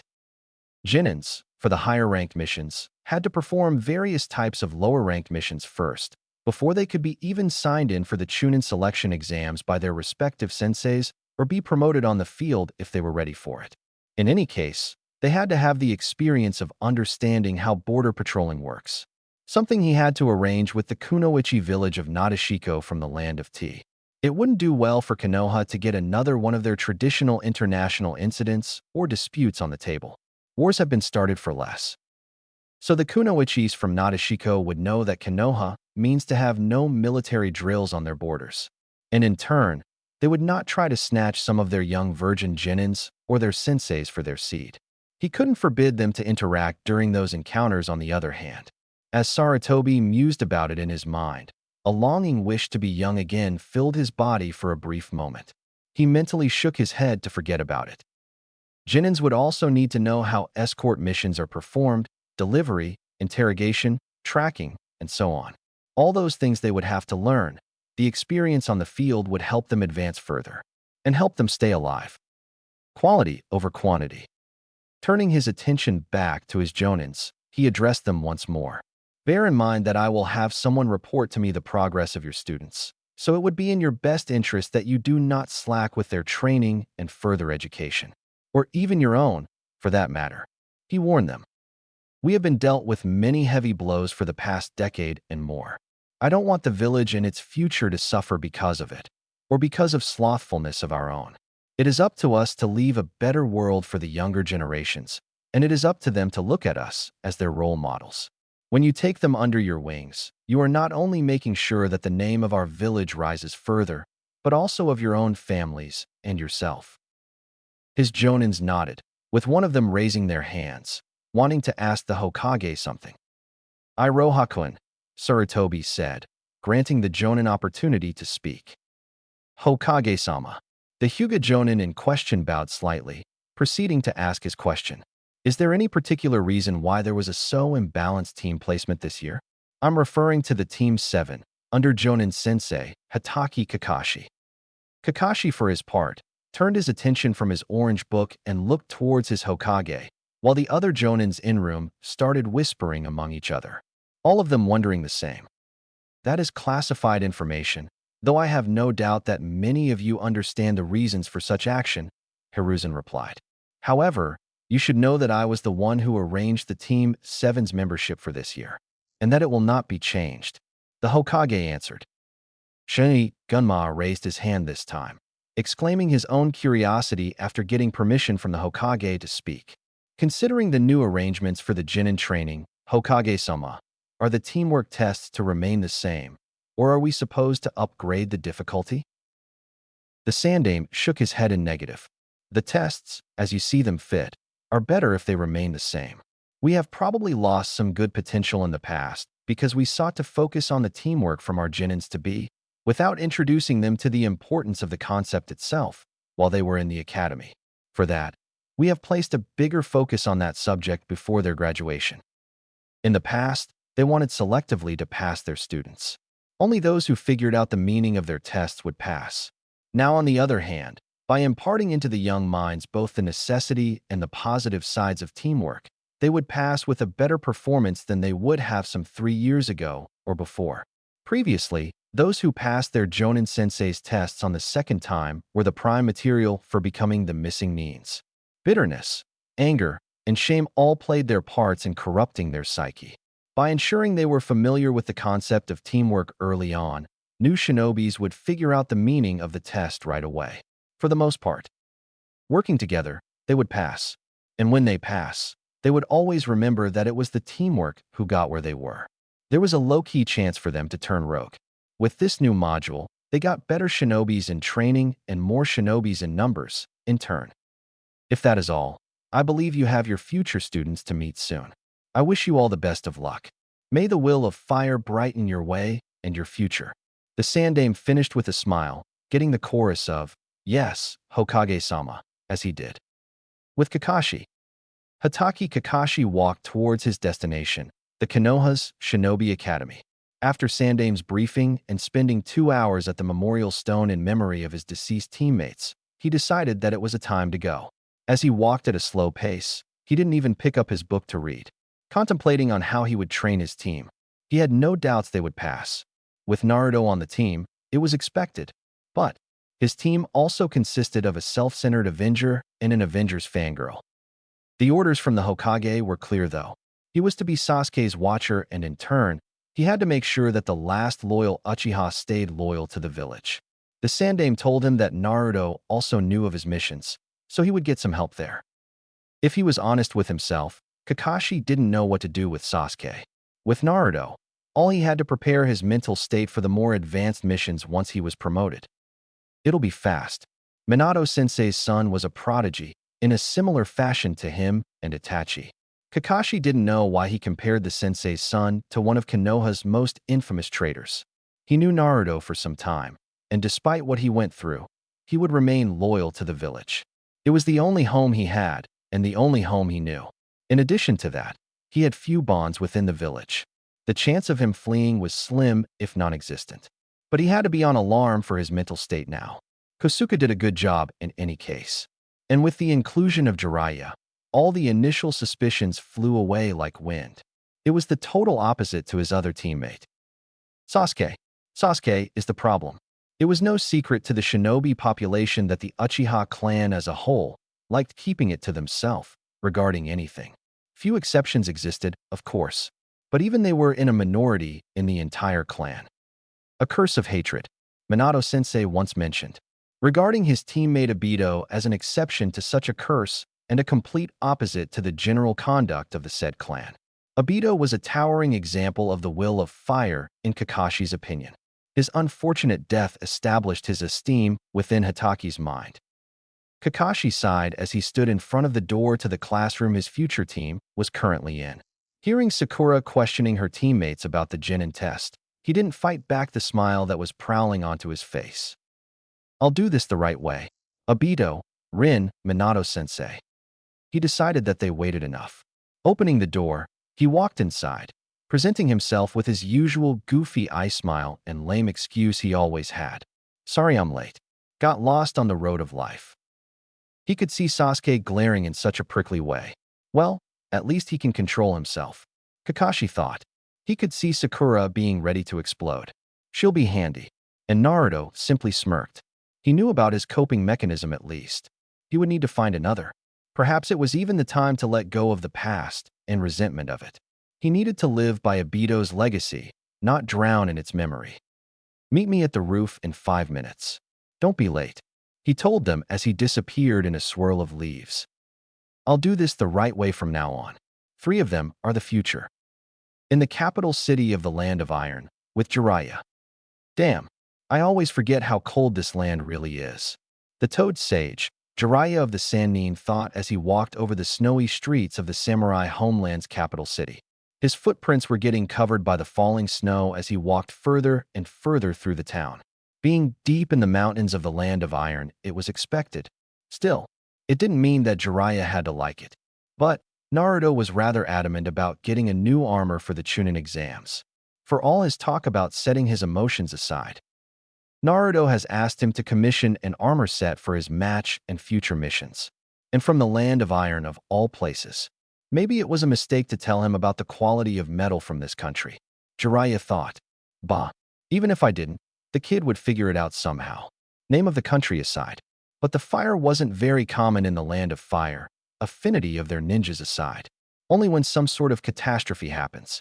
He wouldn't think that the iron in the Land of Iron was the best, would he? As he walked through the snowy streets, Jiraiya had noticed that many people were uneasy as they were running amok. It was a Friday, and the streets were busy with people going around on their way, scrambling around the food stores in order to acquire the goods that were usually unavailable. However, there were much more samurais and many more civilians than before, as Jiraiya recalled his past visits to this place. The capital city wasn't that populous in the past. A breach in the security? Most likely. Perhaps his old acquaintance would know something. Samurais didn't wage a war with neighboring countries in a long time. They must have experienced a population boom, he thought with a lecherous grin on his face. Not soon after, he reached his destination, the best armorsmith in the continent, Satamian. Jiraiya walked inside the shop, a rather exuberant place. Well, he was always the type of guy to show off his fame and skills. It was a large building built in traditional architecture, like every other building in this country, with wooden dolls standing on the outside with a pair of different armors on them, signifying it was an armory, if a sign above the door was missed by a passenger by any chance. A bell ringed as he entered through the door, but no one came from behind the shop. Maybe he took a break? Jiraiya proceeded to look around the shop. Various types of battle gear were hanging around the room, both of the armor and regular weaponry. It took you long enough to come out, Jiraiya said, smirking as he turned around and faced an old man in his late 50s, of mid-height, bald of head and long black beard with a few shades of gray here and there and a pair of glasses on his eyes. It's not like anyone would dare to steal from here, not even ninjas. Even your kind has some sense of honor when it comes to business. The old man replied in a harsh tone, but his face immediately cracked a smile. It's good to see you, Jiraiya. How long has it been? 15 years? More. 13. It was just after the Third War, Jiraiya corrected, still smiling. It is good to see you, old friend. He approached Satamian and they shook hands. It's good to see you too, Jiraiya. But tell me you're not commissioning something for any of your ninja wars. I don't want to have problems with Mifundano. Despite his calm demeanor, he gets prickly if I were to start dealing with you people during your fights. It's nothing of sort, Satamian, Jiraiya said. I want to order an armor set for a boy of 13 to 17 age group, to last for a few years before he decides to buy a new one. He moved his hand to his pocket and pulled out a sheet of paper and handed it to the blacksmith. The sheet of paper contained the current measures of the armor set, as well as the Senju clan insignia on its chest that Naruto wanted to be present. Hopefully, Satamian would not recognize it. Taking the paper in his hands, the blacksmith nodded, but then widened his eyes suddenly. Or would? You have some explainings to do, Jiraiya, the blacksmith said with furrowed eyebrows as he pointed a crest on a paper. The toad sage sighed. I can't say much for now. You'll hear the news in a few months anyway. Looking towards the old blacksmith and his skeptical face, Jiraiya sighed once more. Fine. How much? It'll be 600,000 Rio, Satamian said. 600,000. Jiraiya shouted. What the hell? Since when did you get this expensive? And just to keep a secret.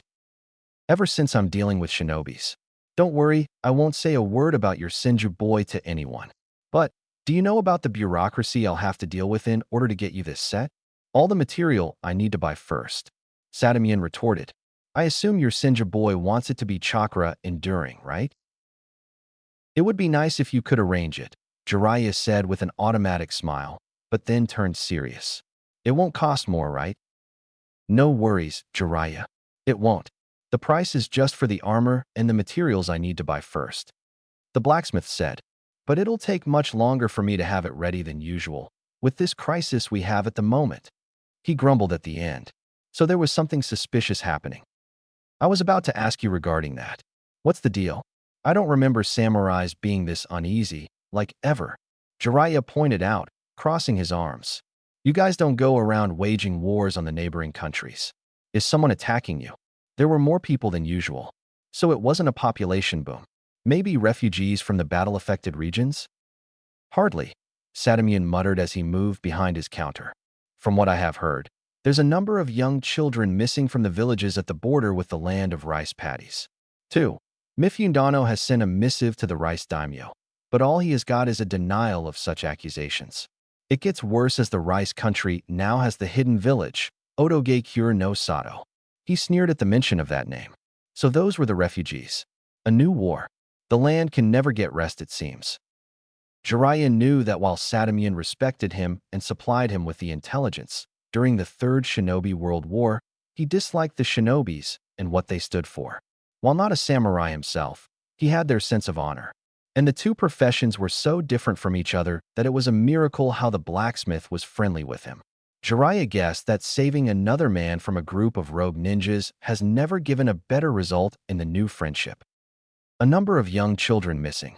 Jiraiya muttered as he considered many options. There is only one man that comes to mind. You know something about that? Sadamian raised his eyebrow as he typed the bill for the armor. Maybe. Jiraiya paused for a second as he closed his eyes.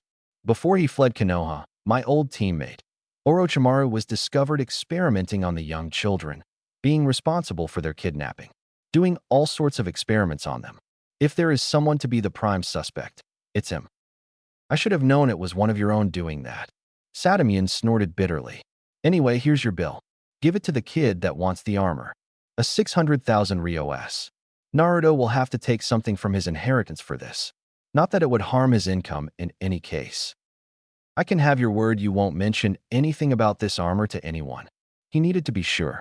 Naruto's heritage would be revealed anyway in a few months, but it was better to make sure the kid was safe until he got more experience. As safe as the life of shinobi could be. I'm not a woman, Jiraiya, nor do I have a benefit of being in their company as much as you do. But tell me this, who is the kid? Your old student's son. Sadamian peeked from the side. Not telling. Jiraiya snorted as he started walking out of the shop. Jiraiya. Sadamian called him once more before he left. Please go and see Mifundano regarding this. It'll mean much to us. He nodded. If Orochimaru really was behind all this, then it would be wise to ally with samurai to stop him. By the way, how long will it take you to finish that armor? A new schedule was needed to arrange his traveling plans. Many things would need to be checked, money to be picked, and messages to be delivered. Come back in about a month. It should be ready by then. A month to finish all this. I should get to a nearby onsen before I leave. Jiraiya thought mischievously. Some pleasure for his soul won't harm anyone after all, and it would be good to get a little warm from all this cold. Well then, see you around, old friend. Konohagakure no Sato, April 9th. A week has passed since they became Genins, and today would be the first day when they would take their first mission. Ever since the day they passed their test, before starting the training, Kakashi-sensei had them do the new training regime for Genins that was required. 200 laps around the training field, 100 push-ups, the same number of sit-ups and back stretchers. And that was only for warm-up. It wasn't a problem for Naruto to do them, and neither was for Sasuke. Sakura, however, got tired quickly. She would have to go step by step in order to reach the required 100 without much fatigue. Today was also the day when they would have their first mission. For the duration of the first week, they were doing mostly team-building exercises with an occasional spar between the members of the team. But now, Kakashi-sensei has deemed them ready for them. While a bit disgruntled for the lack of a more practical side of training, Naruto understood the necessity of the training their sensei had put them up to. All three Genins had different worldviews and values. While they passed their bell test, it was due to Naruto who knew the true meaning behind it. Journals are certainly one way to gather the necessary information that would help you later on. And pieces of information are sometimes life saviors on the battlefield. Sakura still had her fangirl moments, but she had the potential to be broken off from that persona. Their missions would no doubt be a great wake-up call for her to take things more seriously. Albeit, she already did, if only for the sake of Sasuke noticing her. Because as Naruto told her, she needed to ditch her diet and eat more in order to get the Uchiha's attention. A bit of manipulation, as he had ignored her while she was skinny. If she got more weight, he might start giving her actual attention. Although it required to have a bit of persuasion from Sasuke's side. For now, he should ignore her if she would pester him with anything other than ninja training. What do you think our first mission will be? Sakura asked her teammates as they walked towards the academy where they would receive their first mission. Something within the village, most likely, Naruto said. Sensei? Sakura directed her question towards Kakashi. Naruto is correct. Most of your initial missions will be within the village. He told her. Only later on, when I deem you experienced enough for the higher-ranked missions, I can talk with the Hokage-sama and ask him to allow it, which will most likely happen soon. Kakashi thought with a hint of pride. Despite their differences, The three of them showed great teamwork during their training, even if for the sake of just finishing the task early. Sasuke was a bit distanced from his teammates, but Sakura and Naruto at least had a cordial relationship. He noticed during the first 3 days of their team's existence, Sakura would occasionally be tense around Naruto, but fortunately, she broke from that shell fast as she got to know him better.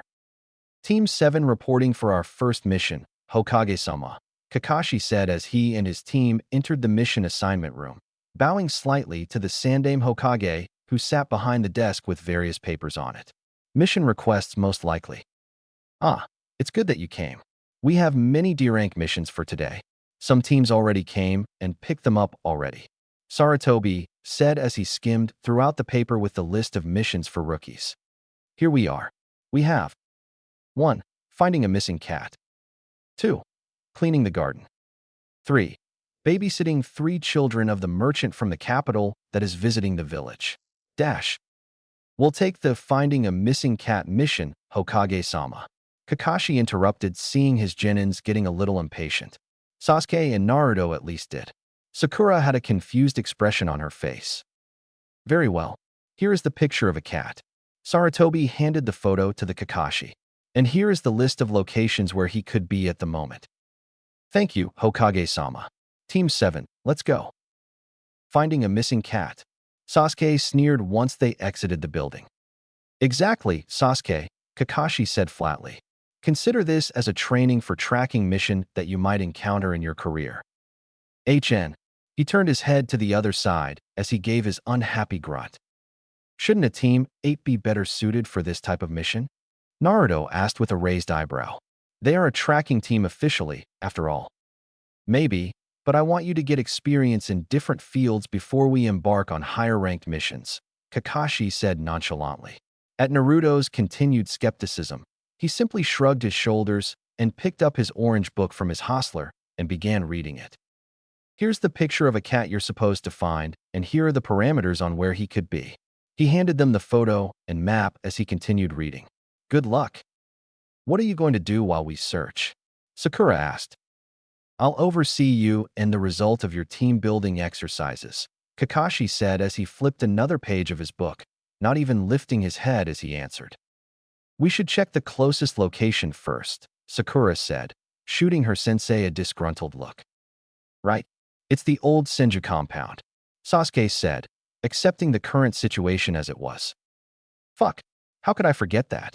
Naruto didn't want Sakura and Sasuke to go there now. Curiosity killed the cat. After all, wait, I'll try to sense him and pinpoint his location, he suggested instead. How can you sense it if you don't even know its signature? Sakura questioned. It was true. However, he answered his theory nonetheless. All I need is to sense the male animal, in this case, a cat, that's away from the humans within the village. We can begin the search that way. As the cat escaped, he should be away from the crowds, or at least somewhere he would not be disturbed or easily found. 3. Fine. How far is your range? Sasuke asked this time. I can go with 5 kilometers for now. The range will expand as I grow. It was already strong as it was, allowing Naruto to detect various chakra signatures in the village, with one male having traces of chakras similar to his own in a way. It was one of the ANBUs that acted as his guardian when Kosuke was away. He didn't mention that to anyone, yet, or ask the person in question anything. He figured that the old man must have known something about it, but kept it a secret for now. Sasuke looked at him strangely for a moment before nodding. Where should we start then? Naruto placed his finger on the ground and focused on his senses. After a minute or so, he smiled and answered. Forest near the Nara clan's compound. A perfect place to hide and evade the intruders. A half-hour later. I can't believe that she actually was there, Sakura said as they walked towards the academy once more. It wasn't hard to find the cat with a sensor on their team, but catching it was a lot harder. But still, they managed to grab him. The cat really likes you, Sasuke-kun, Sakura said, watching the said animal peacefully sleeping in the Uchiha's arms. HN. Are we doing another mission today, Kakashi-sensei? Sakura asked again. Kakashi thought about it for a second. Maybe another one that requires teamwork? Sure, why not? They can work together on a mission while he oversees them and read his book in the process. You're finished already? Sandaime Hokage, Sarutobi Hiruzen asked, lifting his head from a document he was previously reading. The power of teamwork, Hokage-sama, Naruto said formally, but there was a small glint of laughter in his blue eyes. I see. Sarutobi nodded. Bring Rue-san in. One of the Hokage's assistants stood up and went to another room, calling the customer for the mission to come. A short woman, with short dark blue hair and a somewhat emotionless look, came inside, tugging the cat from Sasuke's arms, who scowled at such disrespect. Why have you ran away from me, Nachan? The woman asked as she started hugging her cat tightly and exiting the building after paying the successfully accomplished mission. What's up with her? Naruto asked while Kakashi went to ask for another mission. I know her from my neighborhood. I heard she had that cat ever since her husband left her after finding out she cheated on him with a merchant from the land of lighting. Sakura whispered to him. He dodged kunai with that one, even if the wound would scar him forever. He gave no comment, only a curt nod.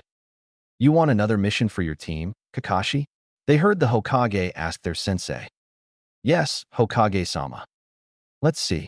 You have. The Sandaime started listing available jobs. A week later. What do you think Sensei will have us do today? Sakura asked her teammates as they waited for Kakashi to show up. More teamwork, probably. Sasuke blurted out. Content that her crush acknowledged her. Sakura continued with the flow. Do you think he'll start teaching us any techniques soon? Probably. Came the answer from Naruto, who was leaning on a nearby tree. He actually talked to the old man about this phenomenon. Apparently, there is a new training regimen for all of the standard forces of Konoha. Team building is essential right now. Jutsus will come later. Where would you two like to specialize in? Naruto sat up straight from the tree he was leaning on, scratching his back from the crumbs of the tree that slipped through his clothes. I'd like to be an all-round shinobi, if that makes sense. Or where I can, that is. All except the medical ninjutsu. Same as Naruto, Sasuke muttered. What about you, Sakura? I don't know, she said. Sadora-sensei said I have good chakra control, so I could go for Jinjutsu or medical ninjutsu. I'll probably go with one of those two. It won't hurt to try both, Naruto advised her. While the medical ninjutsu is useful, it will leave you lacking in the combat part. You could actually go with it and supplement it with Jinjutsu and Taijutsu. Maybe even some of Bukijutsu. Sakura seemed to think about it. I'll see with Kakashi-sensei and hear what he has to say. She nodded to herself. What do you think, Sasuke-kun? I agree with Naruto, was the only reply from the Uchiha. Seeing as Kakashi was still absent, more so than usual, Naruto took out the Advanced Fuinjutsu manual from his holster and began reading it. Fuinjutsu? Questioned Sakura. I didn't know you were interested in that. I'm still a beginner, but I'd like to be more proficient one day, if I ever want to learn the Flying Thunder God technique. Went unsaid. So how good are you with it? Naruto never actually considered this. While Jiraiya praised him as a prodigy in the art, he did say he was still far from a master. It wasn't that irritating. He didn't bother learning much of it before. But as he was a genin now, there weren't many other things he should give most of his focus on. He mastered his two affinities to the fullest. All that was needed was to expand his already large repertoire of jutsus. Hard to tell. I know how to create basic explosive tags and more advanced sealing scrolls, in addition to elemental traps and a few more that are useful in battle. I'd say I'm slightly better than the average shinobi. But as I haven't given much focus on Fuinjutsu until now, it's hard to tell.